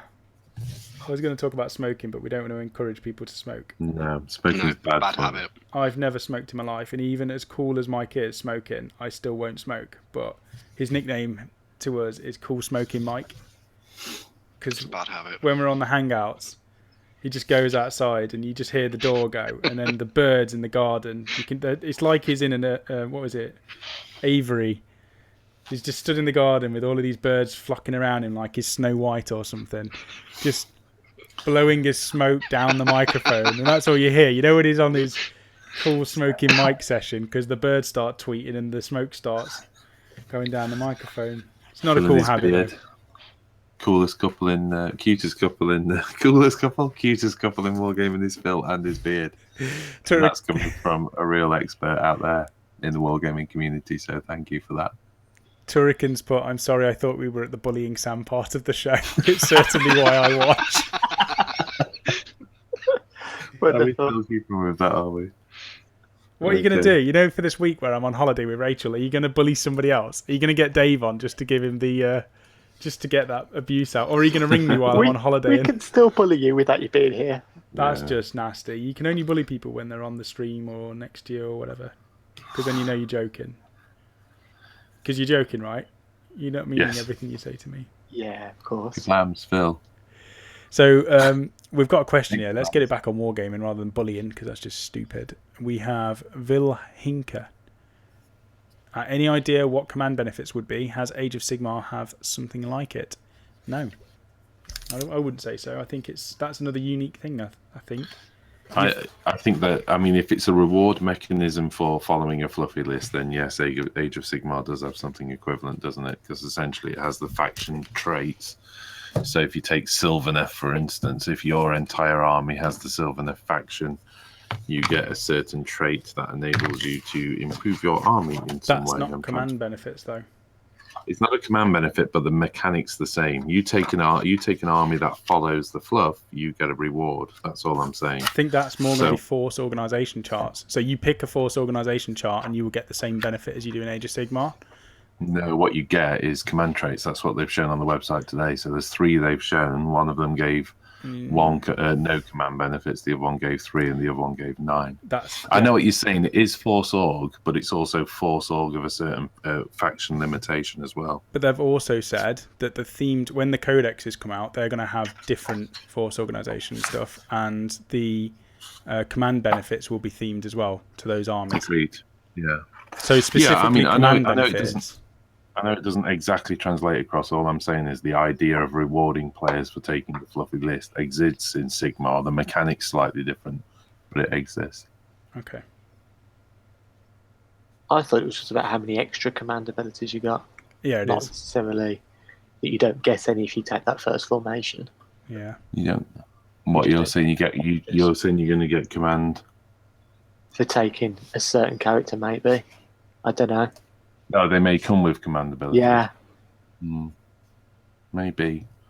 Although if that's the case, then what you're going to be able to do is just put 8 of those in one unit, 8 of those in one army from any faction, and gain a bunch of command benefits. So I don't think so. But we'll see. Well, they did it in Sigmar. Every HQ has a command ability, so maybe they could do it. Yeah. You're limited to your HQ, aren't you? You're only allowed, was it 2 to 4 or something? It was 1 to 2 on the first 1 to 2 HQ, for the first thing. So it's not too far out of that being a thing. They've already done it in Sigmar. They might do it for 40k. I think the way that I'm looking at it anyway is, what was it? So the command points, they'll give you the re-rolls. They'll get you to activate certain things. They'll let you do fluffy rules, but the force organisation will limit you more like a formation. And you know the battalions in Age of Sigmar, I think they're going to be more like that. The War Scroll battalions, that's probably what they'll follow with that, won't they, when they get into the codex? Yeah. You follow a particular structure. You know, take the Sylvaneth, there's one called Forest Folk, which requires a branch wraith and 3 units of dryads. If you take that, you can kind of use that Spirit Pass stuff. I can't quite remember what it is. So, you can just set up anywhere within a wildwood, so you just remove and set up again. Mm-hmm. So, I think we'll see that. We'll see the battalion stuff, which will be the stuff that feels very attached to a particular codex. Then we'll see the command points attached to your force org. The question is whether command points are granted for any other reason. All I'm thinking is when you look at the HQ slots, if you like, of Age of Sigmar, it's not really a point that you can spend on anything. It's an ability that the commander gets. That's what I'm saying. The command points are something that you can deploy tactically. You can choose to spend them in different ways, and that's why I think the mechanic's different to, say, like the command abilities that you get in Sigmar. And that's why I'm sort of saying maybe the command points become unique to how you've structured your army as opposed to... So you know at the beginning where we said, does Age of Sigmar have a command point equivalent? And you said yes, and I said no. You've just switched it around and said it's unique to 40k. Is that what you've just done? You've just agreed. I just said there's a mechanic that's similar, Sam. You're just not listening to the subtlety of my argument. I get confused with your argument. I don't understand. Katie Hunter's joined, everyone's favourite crampy Canadian, saying hey. Welcome, Katie. Sean Blake said, I want to see more Age of Sigmar battle reports. And Rachel's replied with, I think there's going to be one this Sunday. Well, there will be one this Sunday. I think so. Which one is that's going to be up on Sunday, Phil? Because you're editing. I don't know which I'm going to finish first. I think it's going to be the Khorne one because I've got more editing to do on the. So that's Khorne v Sylvaneth, as opposed to Flesh Eaters versus Sylvaneth. Okay. So the command points, Turrican said. The command points can be spent once per phase to do something like claim initiative versus a unit charging you. Yeah, exactly. And I'm looking forward to see what sort of fluffy ways you can spend these command points as well. We have John Booth saying almost at 2,000 now. It's absolutely amazing that we're almost at 2,000 subscribers. So thank you to everyone who has subscribed and shared the channel. and been on the website. I keep saying this, but I can't say it enough, really. Thank you to all the support, to all the premium subscribers on the website, and for all the shares, and for all of the likes on the videos. Every time we do the videos, people just press like, and it's nice. It doesn't take much, but it means a lot, because it puts a smile on Phil's face. It does indeed. And who doesn't He want to see rings me smiley? every morning, first thing in the morning, he rings me and goes, "We got another like."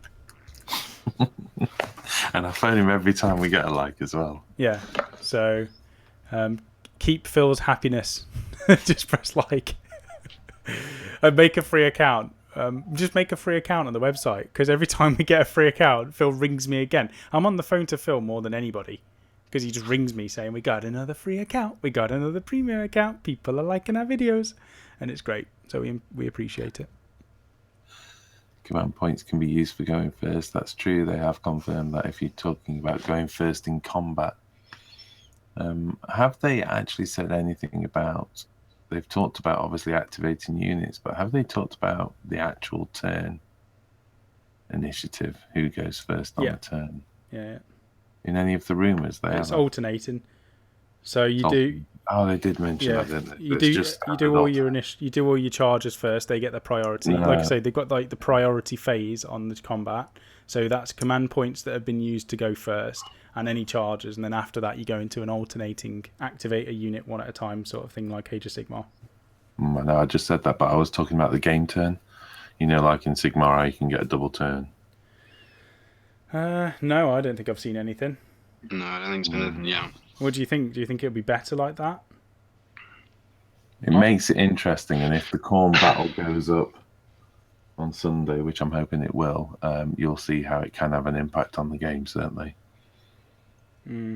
I like it, Age of Sigmar way. It was very difficult at first, because you can plan and strategize what you're going to do, and then it can get flipped completely just by rolling one dice, and then the opponent... Best laid plans with mice and men. Neil Young says he's hoping command points can be used to go back and do something you forgot. Oh God, that's amazing if you can. Just add it as an extra roll. He needs approximately 500 per game. I need 500 points. I think we'll forget a lot less. That's the good news about 8. I think we're going to have those wonderful cards which tell us what our units do, and you can look down at the card and remind yourself and still miss them, but miss less. You can bid command points to go first. Where did they say that? Did I miss something? You see, I'm sure I've read something about that turn. Oh, was it that? I was speaking to you about it yesterday. I think it was Phil. Yeah. We'd seen it somewhere online. There was someone had put a list up, but we don't actually know if that's what the case of what it will be. Okay. And there was a lot of things on there, so it might be from there that you're thinking of it. Will we do vids for beginners too, guys, for Age of Sigmar, for people like me on the fence, that will explain every basic? Why not? That's a brilliant idea, Adrian. So yes, that sounds like a good plan. If we can squeeze some of that in, I think it'd be good to maybe just go through it, even just going through the basics of the rules and then explaining. We're gonna do basics on painting and modelling and all that sort of stuff especially. So I think we're going to do series on painting with Rachel as well. Somebody suggested that in the chat, and Rachel's up for it, so she's going to learn how to paint, but through the medium of YouTube videos.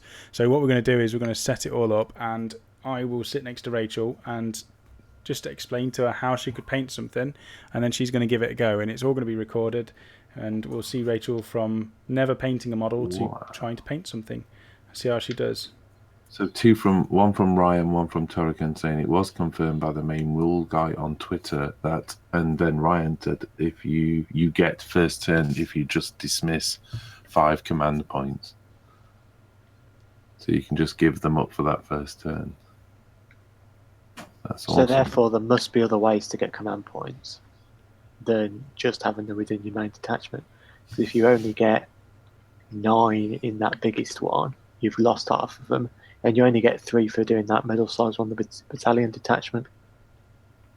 So there must be a way to add more. Sean's also put, I'd like to see that too, especially creating an army. So in reference to the army list building for Age of Sigmar, it's definitely something we can do, and we'll get like Pink on, because Pink's like the master list builder.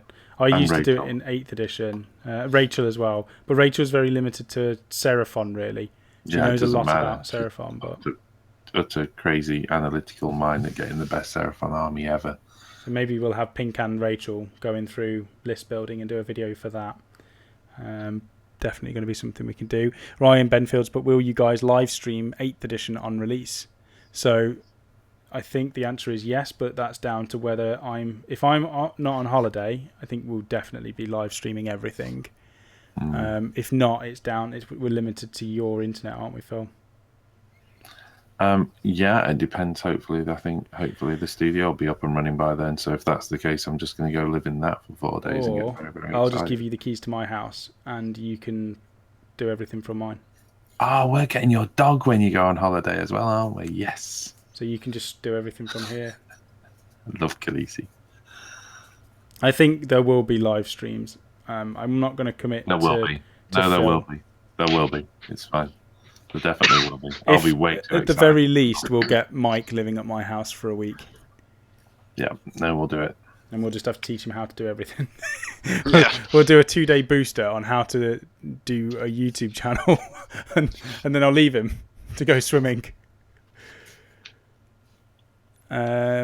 What else is there? So the rumor list on the other website has been debunked later by apparently a firmer source. Okay, so which list was this that we're talking about?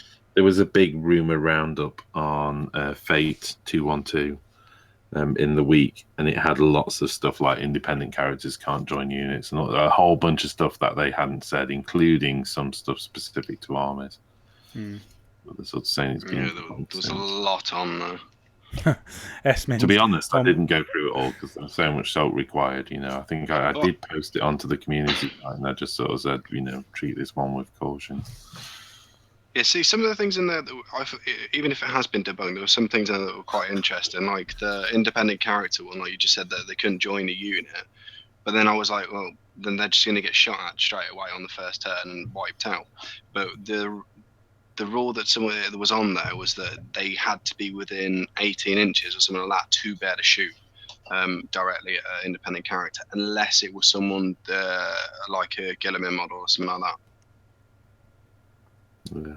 Because this is still something we're not sure on, is whether independent characters are going to be able to join units, or if it's going to be like Sigmar where they're on their own.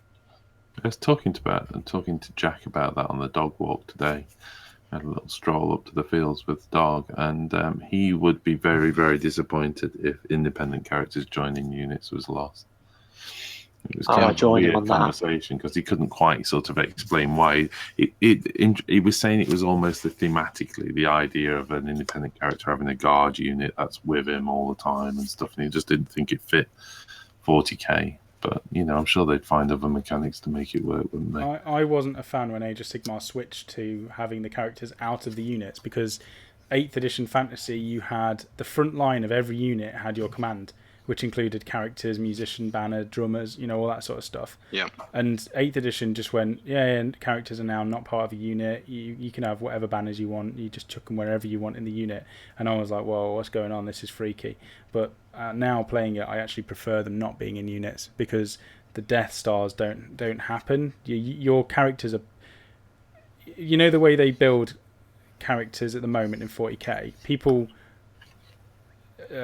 tailor their lists around certain Death Stars which were never intended to be used in that way, whereas in Age of Sigmar you don't really get that sort of weird combination. I know they're sorting it out with keywords and army list building on that basis, but I think they could still fine-tune it and make it so they weren't in units but still But with 40k, would you not be worried though, with the amount of long-range shooting that would be in 40k, that they would instantly get sniped off the board straight away? I would still have a lookout sir rule as long as you're within a certain range of a unit.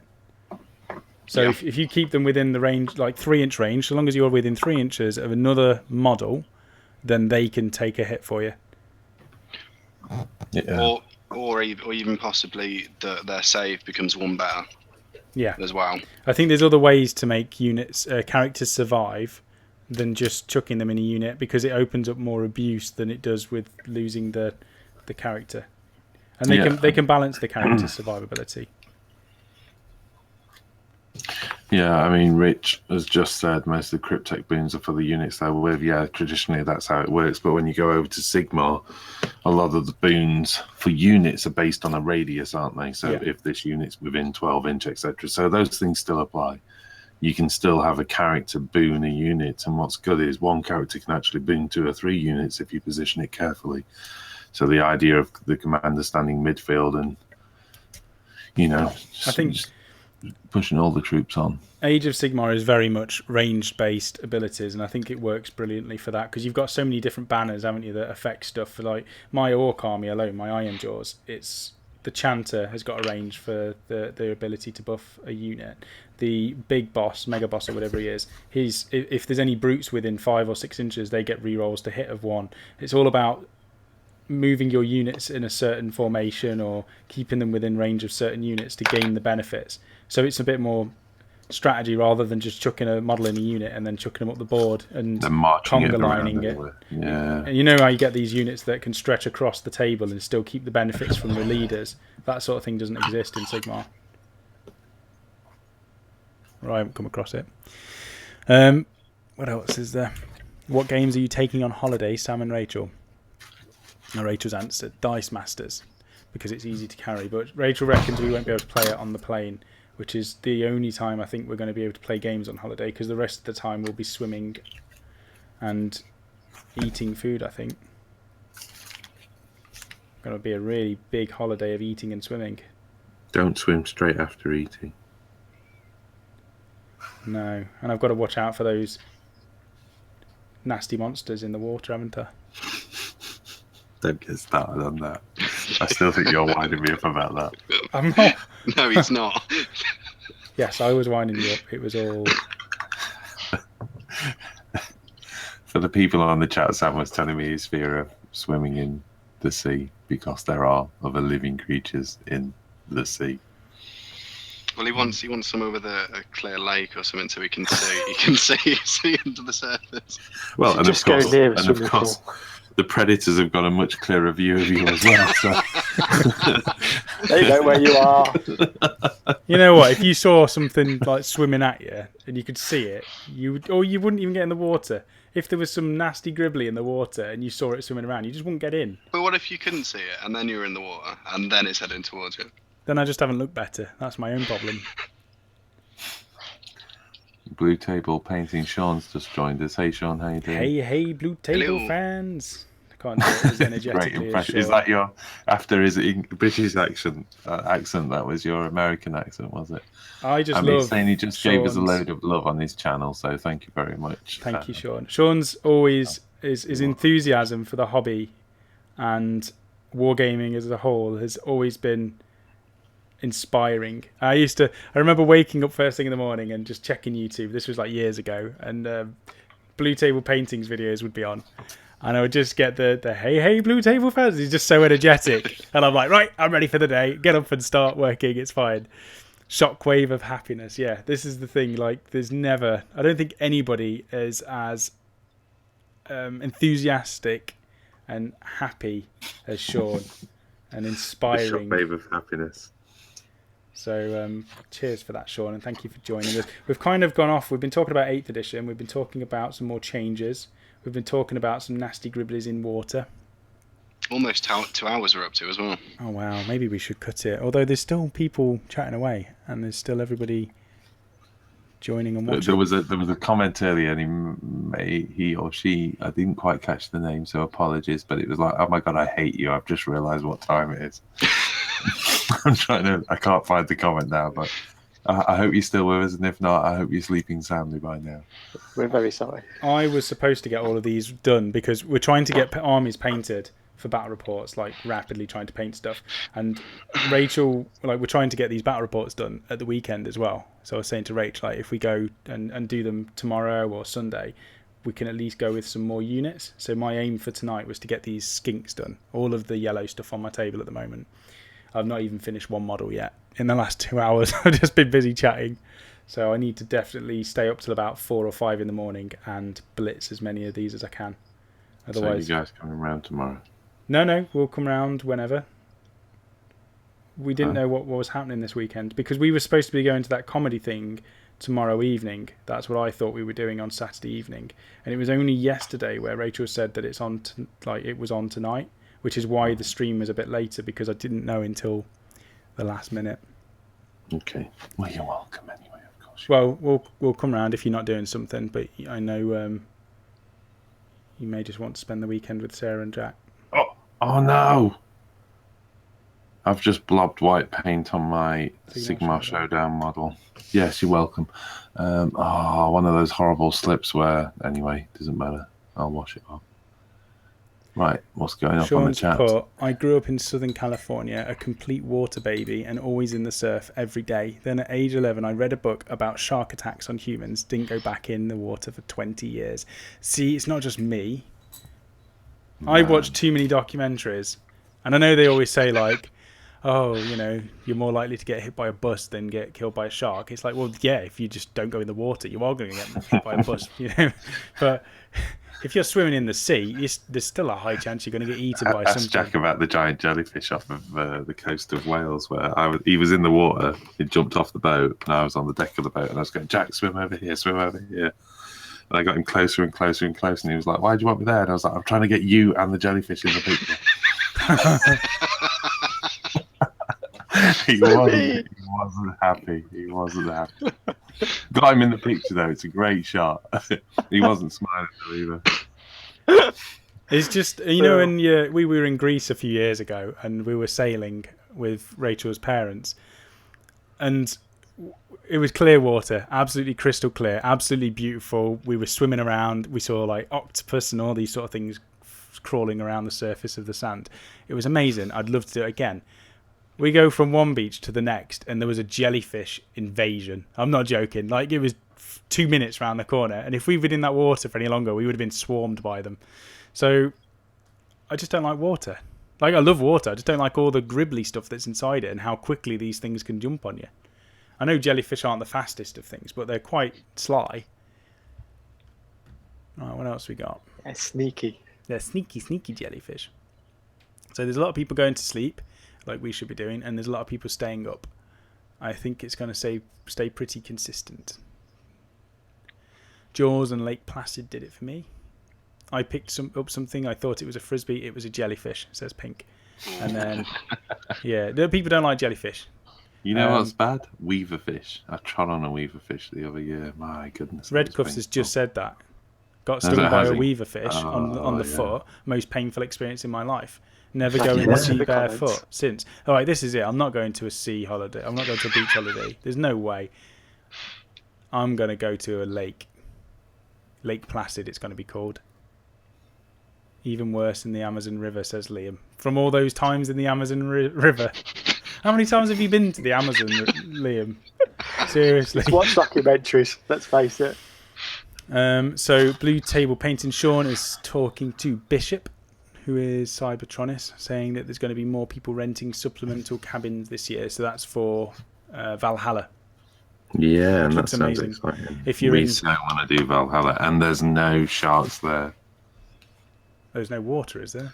Wasn't there a picture of a wolf on the deck once? That'd be awesome, wouldn't it? On the decking outside one of the rooms. I wouldn't mind wolves. I could be making that up, so I can tame wolves. I'll just look them in the eyes like Vin Diesel does in that. What film was it? Chronicles of Riddick, when he's in that prison and the dogs come down and he just glares in their eyes and they just go, yeah, all right, you're my best mate now. And they go off and do his bidding. I'll be like that with a wolf. I'll try to be like that and then it'll just eat me. Right, we've got another topic. Let's do this. Oh, this is quite a bad part. A bad question, really. I say bad. So the question is, what is the worst part of the hobby for you?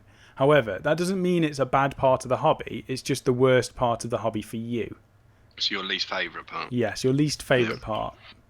So, Dave, what's your least favourite part of this wonderful hobby of ours? That's a really, really difficult question. Why is there so many? No, because there's so few. Oh.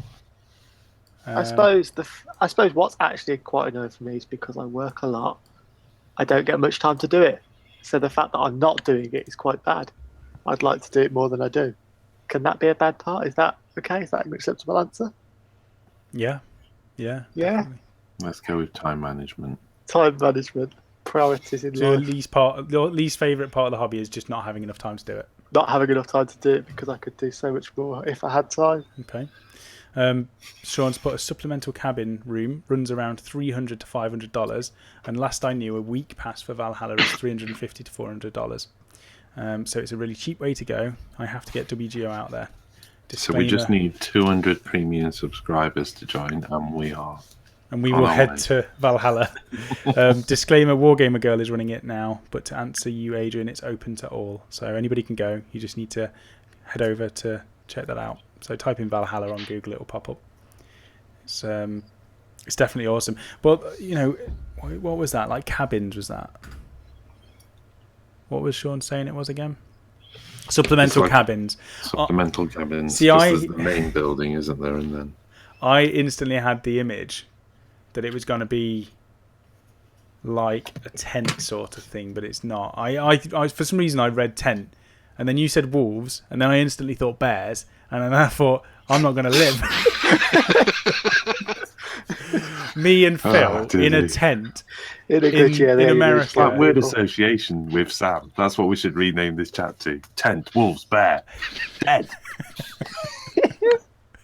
That's the name of this. That's the name of this show. Tent, wolves, bear, dead. Dead. I like it. My least favourite. This is from Turrican. My least favourite is how much money I can spend on things I so don't need.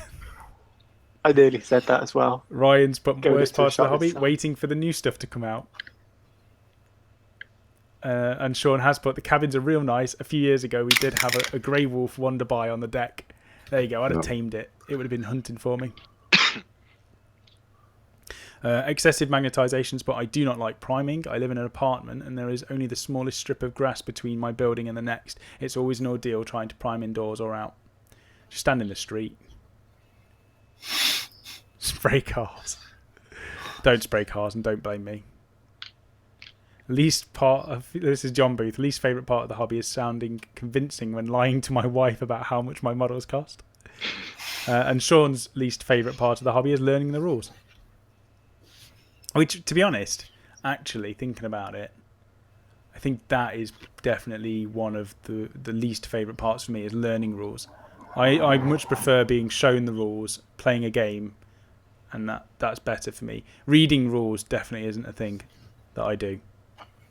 Yeah, I want to change mine now. Yours is better. I like yours. I'll pick yours. Dave, you love reading rules, and you reread them like 60 times. What I don't like is when other people tell me I'm wrong, even when I am. I don't like that. No, so Dave, in the past, Dave's got so many rules wrong, and will argue for a good hour. Yeah, that except with enough for conviction, anything can be right. Yeah, and he's so convincing as well. Because I'm like, well, am I wrong, actually? I must be wrong, because he's adamant that he's right. And then we get the books out, we sit for an hour, half an hour to an hour. We've just stopped playing the game at this point. We're just reading rules. And then it turns out that I'm right, and then Dave goes, fair enough. And then we just go, there's no time for a game anymore. Yeah, but the thing is, even though we know what he's like with the rules and being wrong and that, like, we'll still turn around and go, Dave, what's this rule? Every single time. Yeah. It's brilliant. And I'll give you an answer as well. Yeah. Yeah, okay, Dave must be right. Okay, Phil, what's your least favourite part of the hobby? I should have been thinking about this. Well, do you want to go to Mike first and then we'll come back to you? Yeah, why not? That's Mike, good. What's your least favourite part of the hobby? I'm going to go with two. Building is the main one for me. I really, really don't like building. It takes me forever. I don't like removing mold lines. I worry that it's not built the way it's meant to be. It's just such a chore. I'd sooner I just had the model and then I could start painting it. So that would probably be the worst part for me. But then going on to that, now before painting, it's how long it takes me to paint. I wish like Star Wars. I wish I could paint faster.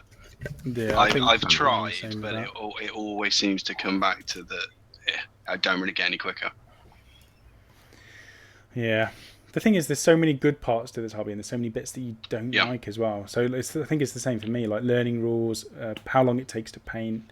I don't like I don't like removing mold lines. That's so boring. And removing them off Yeah. the sprue as well. Yeah. And you know what? There's a lot of companies out there that are doing kits and stuff where the models are either built fully, which I don't like because I much prefer to build and convert my stuff. But they're off sprues. They're in little bags and they've been sorted. So all the mold lines have been removed and things. That I think is a perfect. We'll go on to that afterwards actually because that's a question I want to talk about, a topic I want to go through. What's that? Pre-built models and pre-painted models, because there was a company we saw at Salute that does stuff like that. So we'll get Phil's answer and then we'll go on to that. Half completed project. No. Yeah. Oh, I think everyone Genuinely. might have this. Or not even started and then you switch. I wrote a list of all the projects I needed to finish. I went through and pulled out every model that I'd got, awful idea. right from primer up, and said, right, in the next 12 months, all this list will be clear. And you know what? For about 3, 4, 5 months, I did really, really well. I was ticking that list off like crazy. And then we've seen this in the comment as well, and then something new comes out. That's the problem, isn't it? And you just go, oh. So yes, half-finished projects. I'm just looking at the Cabinet of Shame now, and that's the thing. I've learned something new with half-finished models. Put them on display. Don't hide them away. It's what makes you. So I've got the Cabinet of Shame, and in there is all the models I need to finish. So I've got a Swooping Hawk Wraithlord, which is just, I mean, all that needs the detail work doing. So that's probably one of the most shameful models in there. And then the most shameful army collection is the Dark Angels army that was built and based up and everything. So that's it for me. I like to complete things, so it does do my head in when I don't complete things. Sean's put, I think we answered this the other day, but we could do it again for as a lot of people haven't. I mean, there's loads of subscribers that have actually joined since that probably haven't heard a lot of our answers to topics, but he said best part of the hobby. So for Sean, it's actually playing and spending time with friends, and for him, the pageantry and satisfaction of a painted army. So I can't remember what I was saying. I think my favourite part is probably finishing an army or finishing painting stuff. That's like the best sense of satisfaction. However, I'm pretty sure I was saying buying, because that happens more often than anything. Buying armies and you know, building lists. That's quite high up there for me. And then also playing games against people with the fully painted armies. I'll never play a game unless my stuff's fully done. But they're kind of the three main things. Mike, your favourite part of the hobby or parts? Oh, well, I think we were all quite agreed on one more this actually. Sorry, one more. Converting. I love converting stuff. Anyway, carry on. What was yours? I think this was one that I can't remember if it was me that said it last time or someone else, but I think it was something we were all agreed on. It's the community side of it and the groups that you end up getting together with and making friends from the hobby. I think that's probably the best thing, isn't it? Yeah, but along with a long list of others. You're an awesome person to play games against as well, though. So thank you. People would definitely, if you ever get a chance to play against Mike, if it ever becomes an option, definitely recommended. Definitely not Dave, because you'll spend most of your game talking about rules. But Mike, Much better than I was. yeah, you're much better than you were. But But Mike, that's still not Just great. looking at the chat. an absolute joy. Just looking at the chat. S-Min hates Thunderwolf gaps and how they refuse to be filled. Richards knocking paint over Pet's hate, and that was quickly followed by, I think, Sean saying tipping over a full pot of wash.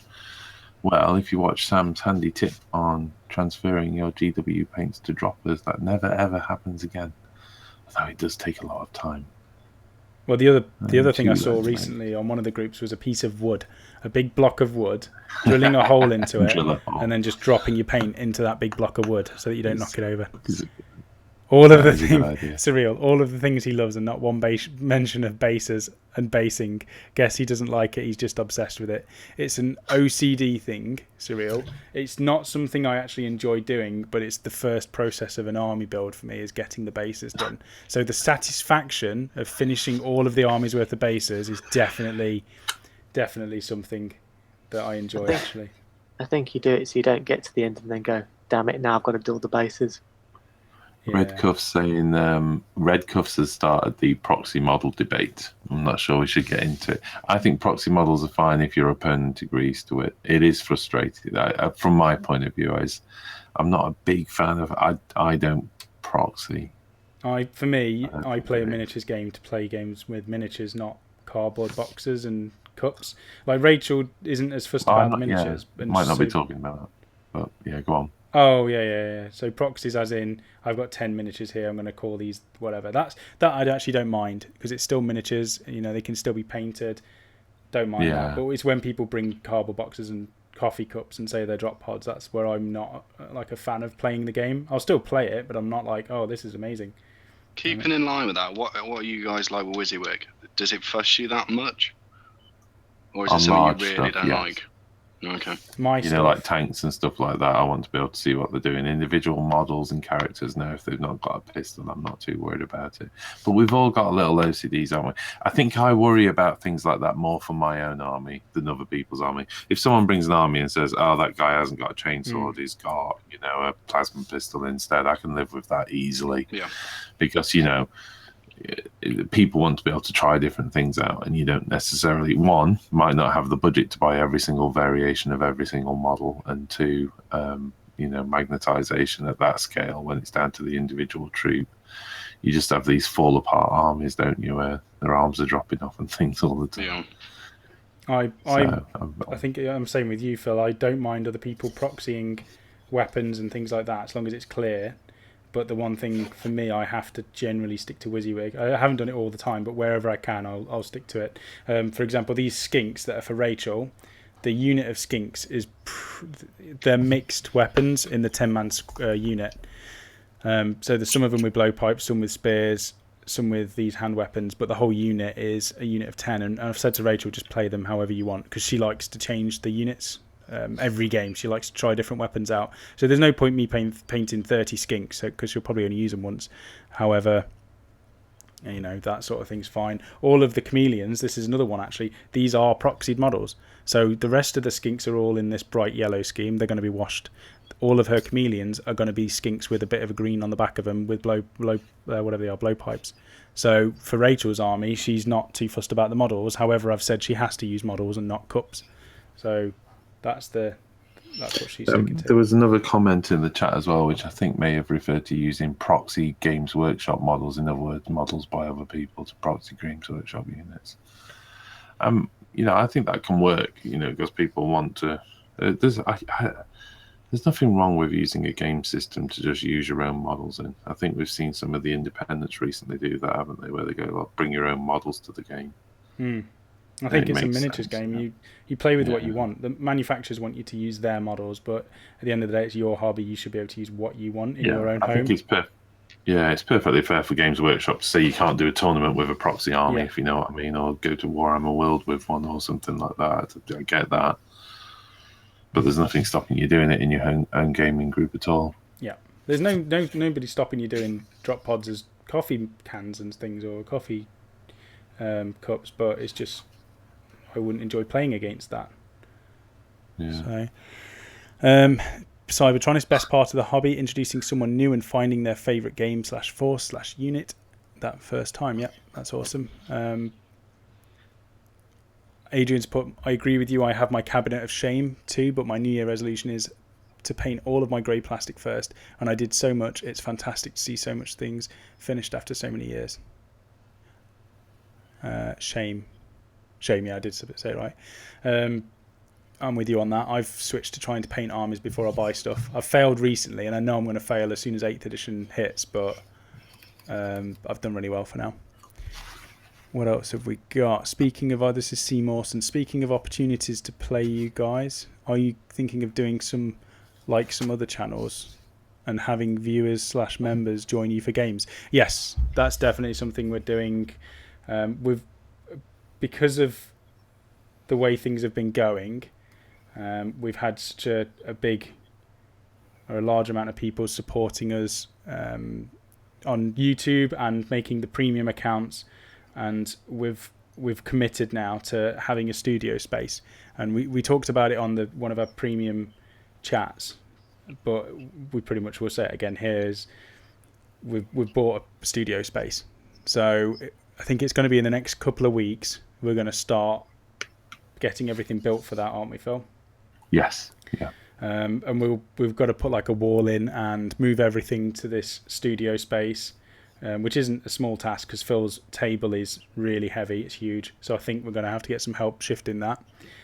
All of the tables inside that need to be done as well, and then all the brackets and everything we need to move. We need to set up the entire studio basically from the start. Once that is in place, we'll have a local place that me and Phil can both get to fairly easily, and we're going to start arranging for anybody to come and play games.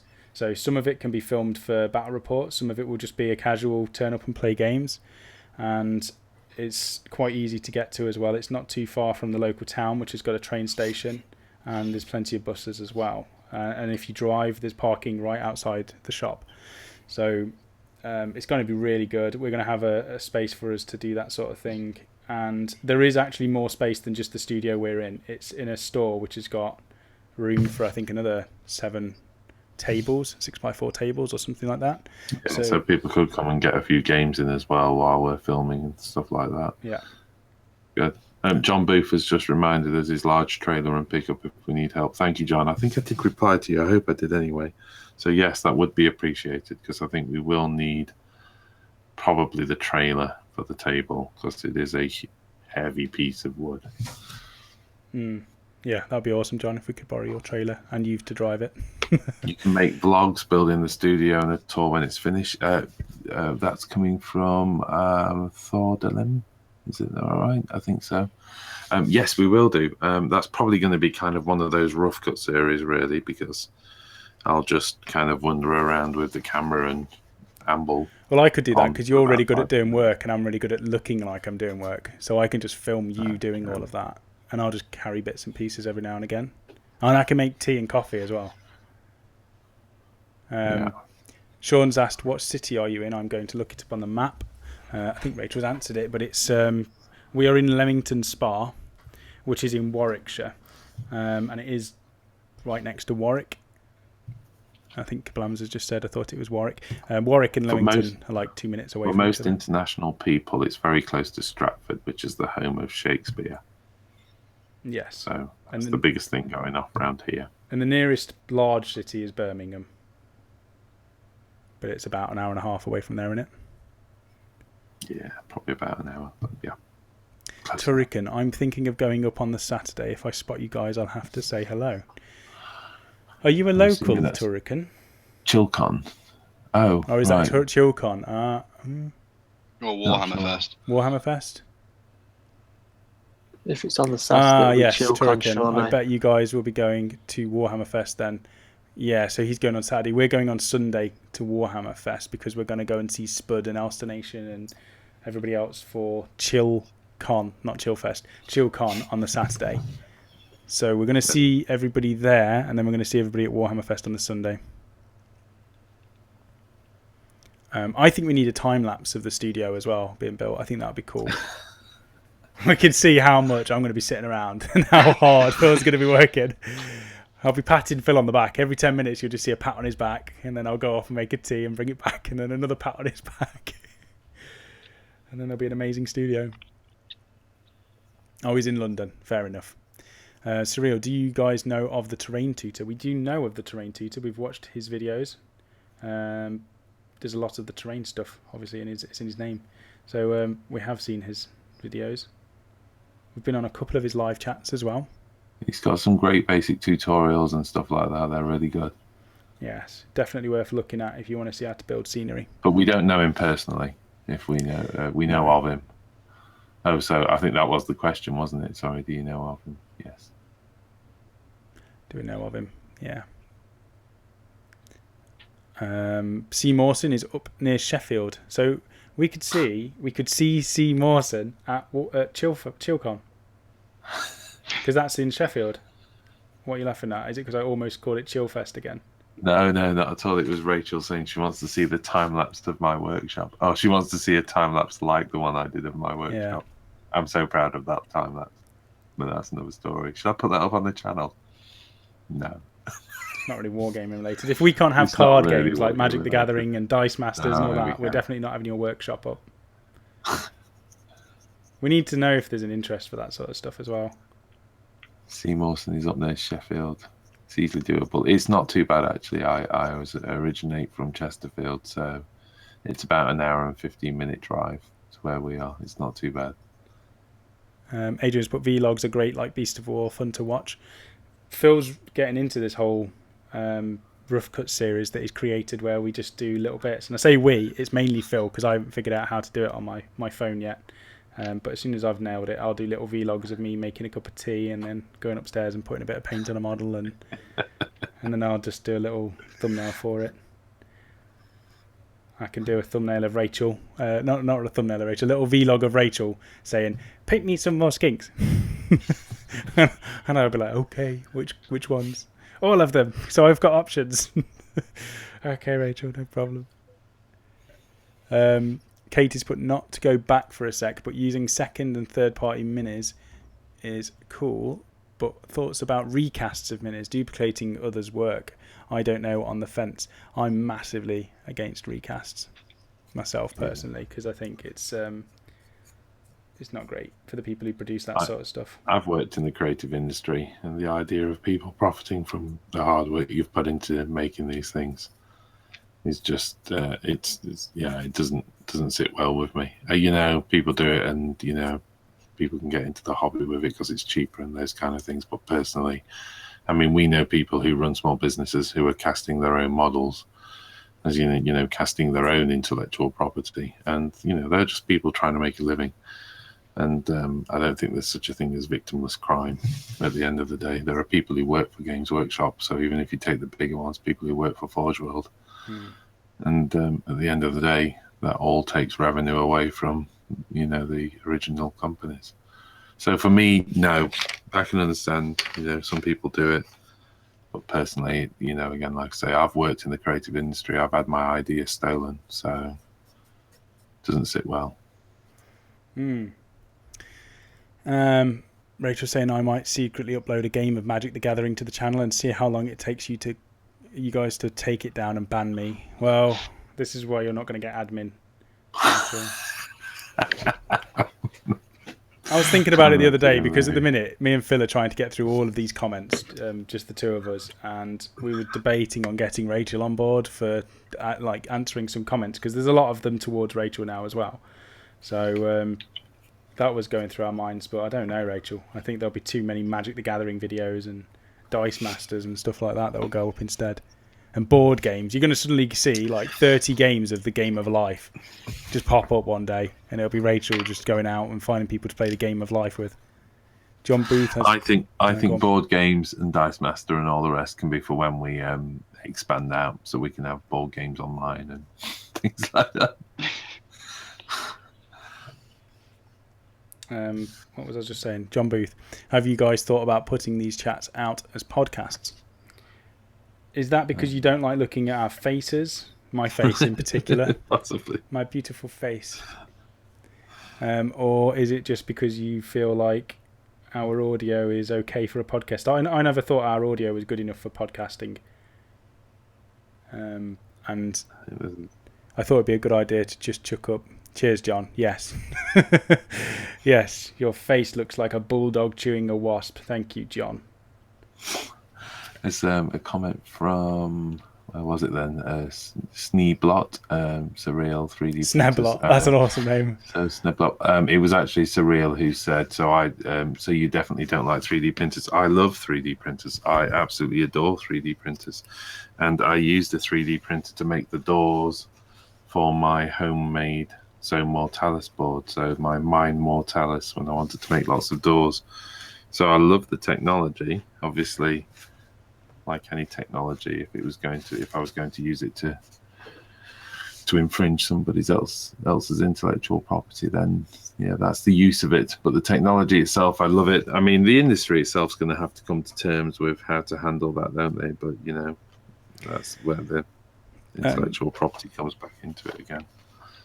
John's also put that, and I could listen to these as I work. And it's, how does that, can you not listen to these while you work, or do podcasts work in a different way? Would we have to upload it differently? Yeah, you upload it to either Apple and those kind of things. Depends on the device, doesn't it? But yes, it's an audio file. Could we not do it where we upload it to the website and people can download it and listen to them? Yes, or we could just strip the audio off the videos and put them up as podcasts as well. Just obviously, a lot of the time, you're not really referring to what's going up on the desk, are you? Yeah, okay. If that's something that people want, we could definitely start doing podcasts. But I kind of like these. I like doing these live ones. It's just a shame that if you are just wanting to listen to it, you can't just download that. Like Phil says, I think we'll have the option of removing the audio so you can listen to it if that's what you want to do. But if you want to watch them, that's the main thing that we do. Oh, Turrican's just said that there are a lot of Warhammer podcasts these days, but not too many live streams. So that's probably your USP. Yeah, that's what I think. We'll stick to it.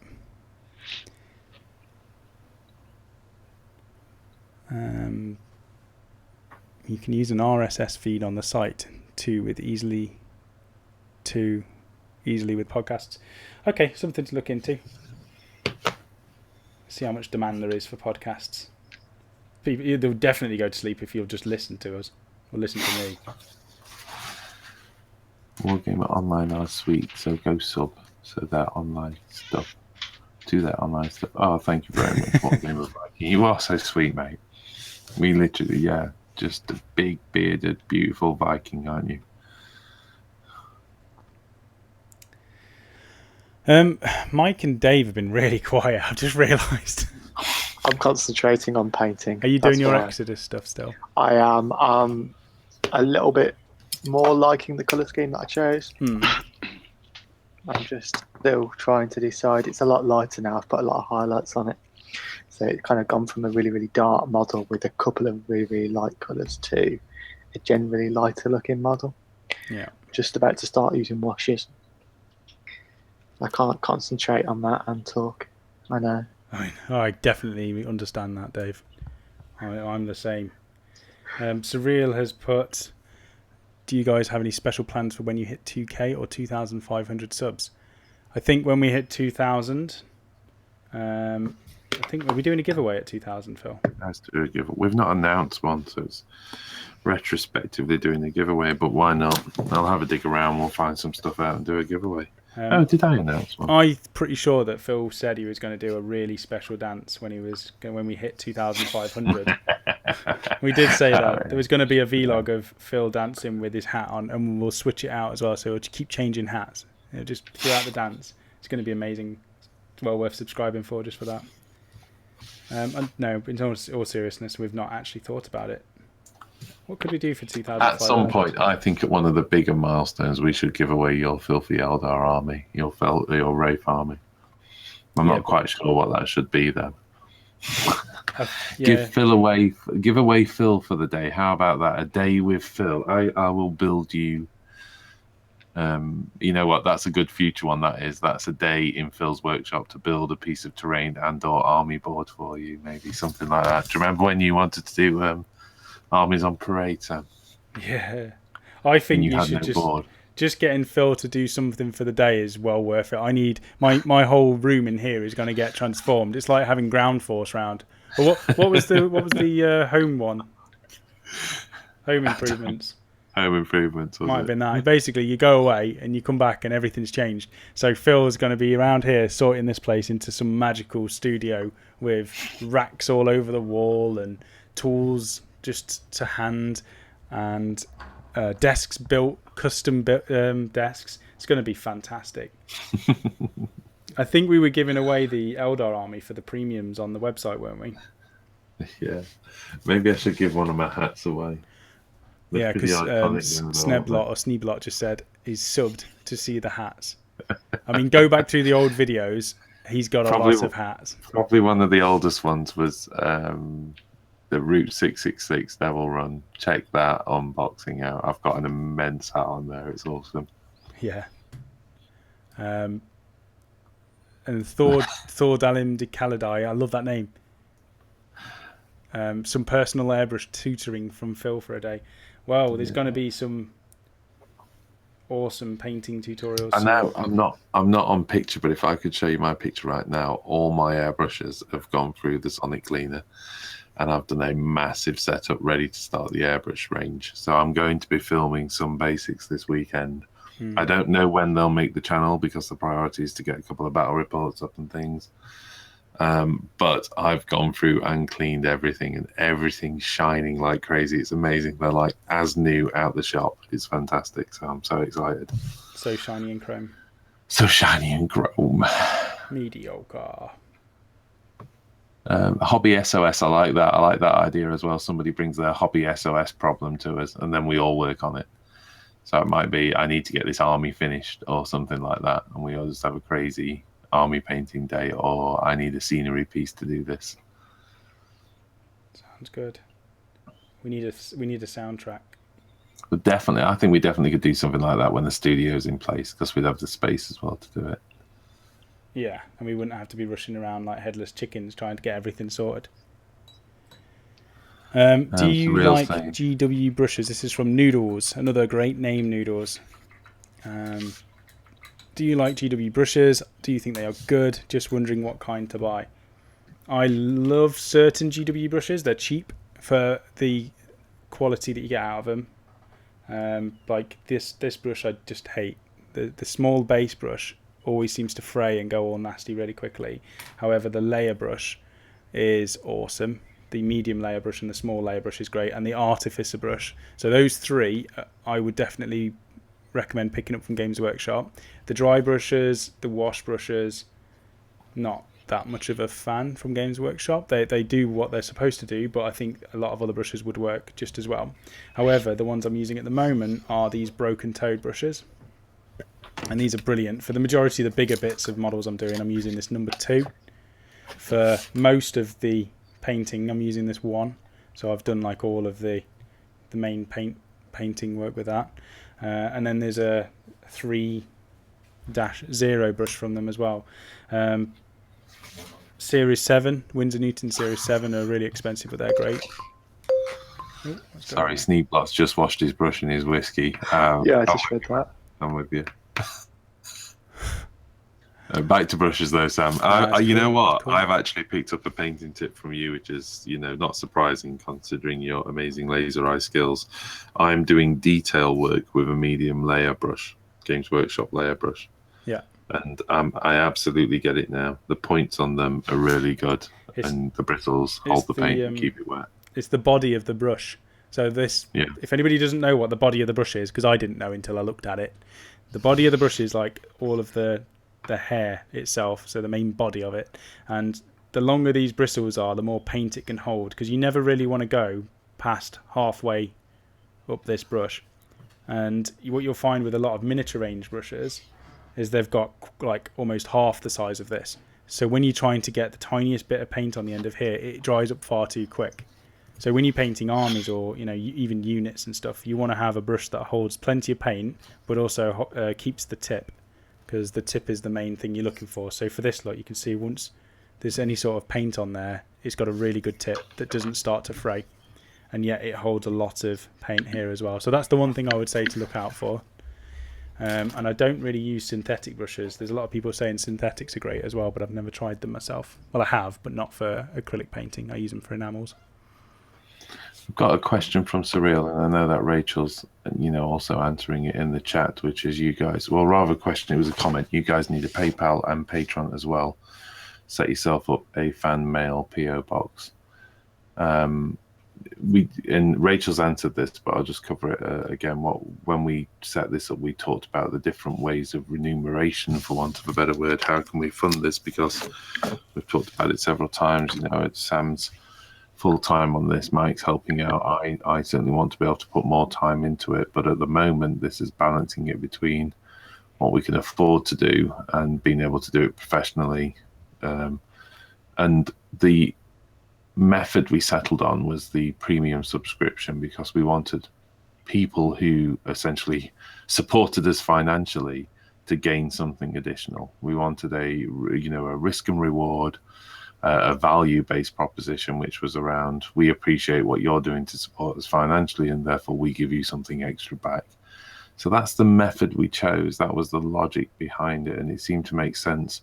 I think that whole value thing is very personal, if you like. I like to feel that people are getting something extra from me, but I am really interested in hearing from Surreal. There's a lot maybe of people. drop me a message on Facebook, because I'd like to understand, people's opinions of that, because a lot of people do it, don't they?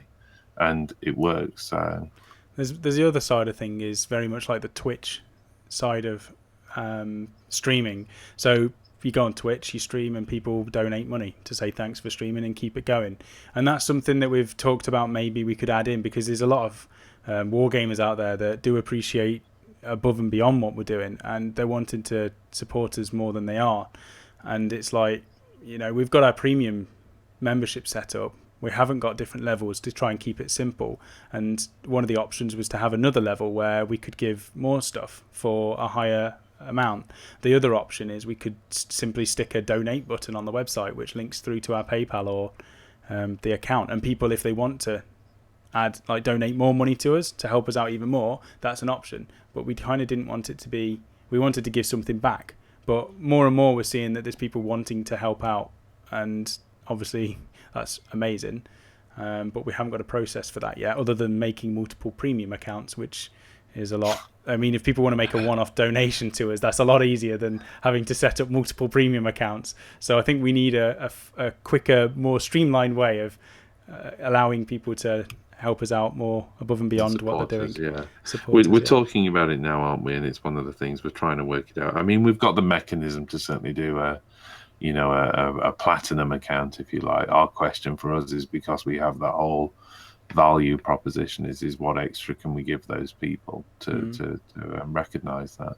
But that's why I'm interested in hearing from people whether they think it's reasonable to ask for more when you don't get a lot more, if you know what I mean. Same stuff as I said before. There's the Ask a WGO link on the website and the suggestion box. If you go on the community tab on our website, you can suggest stuff. So if you think donations is a way to go, if you've got an idea of what you think would be something that you wanted to do, stick it on that box. Send us the message, and Phil gets all of the emails, so he'll go through all of them and compile them and work out what's best to be done. I personally just want to keep doing content and keep giving something back to people who are supporting us, and it's just awesome the amount of people who have jumped on board straight away and done premium accounts, because we've got loads of content to still come. Yeah, and I think it's really encouraging that that's happening. And the other thing we tried to do as well, wasn't it, was keep it affordable. I mean, it's £2.99 a month, pounds, and I appreciate that. I haven't done all the different currencies to be able to work out for everybody who's listening right now what that means for them. But the way the pound's going, £2.99 a month will probably be like 50 cents. It's not an expensive membership. And the other thing is the content's building as well. Like every week we're doing 2 videos on premium on top of the stuff we've already got on the website, and on top of the website having all of our content from YouTube, Facebook, and we're going to start adding Twitch and Instagram as well. So the website will compile everything into one. However, the premium side of the website is just going to have that extra content every week, and for now we're doing 2 videos a week, and that is a painting tutorial, a full painting tutorial every Friday. They're scheduled up until July, and on top of that we've got 1 extra premium battle report every 2 weeks, and extra chats and Q&As and things like that. So that's what we're committing to at the moment. However, we want to chuck a load more content on premium. As I've said, it's quite difficult starting a YouTube channel. Having minimal amount of time to try and do everything is definitely a challenge, but we're trying our best to keep up with it. And there's absolutely loads of painting tutorials on the way. I've got every single model from Warhammer Quest and Shadows of Hammerhell. We've got loads of Star Wars.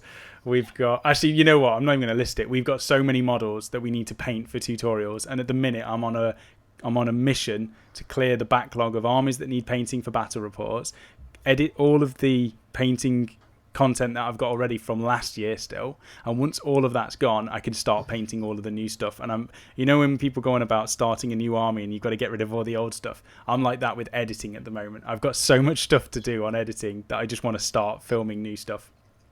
So that's my challenge going ahead. And on top of that, we've got a studio to build and comments to reply to. So it's not an easy job. We need clones. Good night, bedtime, Pink. Night, Pink. I think we're what? For Matthew Pink, this is really late for Pink. Yeah. Good night, Mr. Pink. In fact, looking at the clock, really late for all of us. Ought to be calling it a night as well. Look, fan mail. We'll go over that quickly though. Is that something we could do? Because Surreal said fan mail. Fan mail box is fun. You get odd stuff from over the world. I don't know what we could get. I'll set an email address up. Let's see what we get. That's the beauty of it, isn't it? I think he's on about actually delivering stuff. My friend used to get things like what were they? Like cucumbers and vegetables delivered to people's houses. There's like a service. Oh, online. Is that what it's for? Right. Okay. Sorry, not literally just like not emails. Fan mail, like old school fan mail. Yeah. Oh, Noodles has asked, could you do a video how to start painting beginner stuff in Premium? We're definitely going to be adding all of that. This is what I'm saying. I've got so many different sections, different series already planned out with the models waiting, the paint waiting. We've got, I'm going to get these down actually, check this out. So there's 5 paint sets this is just the first stuff from Vallejo. All different paint sets, which I'm going to go through on doing painting tutorials on doing all of that. We've got I just want to say that in itself gives us great confidence in what we're doing, because Vallejo took one look at what we were doing and they were straight on to us and said we want to support you, and sent all that stuff through to both use and review. So really appreciated that from those guys. Yeah, there's so many. I mean, today there was Spellcrow. They're sending us an absolute bunch of stuff as well. So we're going to have loads of reviews and content on that. So we're going to be doing tutorials with all the products that have been sent to us. And yeah, it's good. Akari has put to generate revenue / content. Have WGO reached out to game companies, game reviews, etc. We've spoke to a few, but we're getting emails now on a daily basis from different companies from all over that are wanting. We've got an interview with what were they called? It was the Circle of Blood game, which is a new Kickstarter that's coming out soon. So we've got an interview with them. We've got products being sent so we can do reviews and painting tutorials on those as well. There's just loads on the way, and it's just literally because it's me and Phil trying to get through a backlog, and Phil works full time doing a very difficult job already. It's very difficult for us to plan it in. So I'm just going to get less sleep than I do currently, and it will be done. But at the minute, I can only commit to 2 videos a week on Premium. It's still definitely worth it for £2.99 a month, and it helps us continue to do what we're doing. So we appreciate everybody who has jumped on board. Adrian, I would send you some stuff too. It's literally we're gonna have to get it all sent to my personal address, because I'm here every day, all day. Otherwise, you're gonna have piles at your place, Phil, or at the studio. But thank you for the offer as well. And if you contact us through the contact us page or through the Facebook group as well. Yep. Private message, etc. We accept people. We accept people. You can send people. Private messenger and stuff like that, and we try and respond to everybody. We're not always straight there with a response. Yeah. With the responses, but we do try and get round. Good night, Mr. Viking. I think I'm going to be calling it a good night soon as well. Don't give your real address. Yeah, exactly. Yeah, studios. We've got the studio address. Right, let's call this one. Thank you to everyone who's watched. Thank you to everyone who's thumbs up the video and subscribed. Another thing before you will go, actually, there's a little bell icon next to the subscribe button if you've already subscribed to the channel. If you can press that, it means you'll get notifications when a video goes out, because we're getting people saying that they're not getting noticed. So hopefully pressing that bell will help get the notifications. Other than that, thank you for Dave, the silent one, for joining. You're welcome. Mr. I am still here. Whitey with his whiskey nose. That's the new nickname. It's got to be. Thank you to Michelangelo, Cool Smoking Mike, Bird, Keeper, whatever else we can come up with for names for Mike. There's a bit of a list now, isn't there? Yeah. Thank you to the one and only the Beard, Phil. Good night, all. Thank you for joining us. And then thank you to every single person that has joined the chat this evening. And I know it's been a very long one. I've enjoyed it. It's been quite a while, but we appreciate you sticking along for the long haul. And there's all sorts going off now. Right, awesome. Keep it up with the wargaming. Enjoy your hobby, and we will see you all on next week. I think it's going to be now. We're going to have videos over the weekend, but that's it for now. Goodbye. Bye. Bye. Bye all.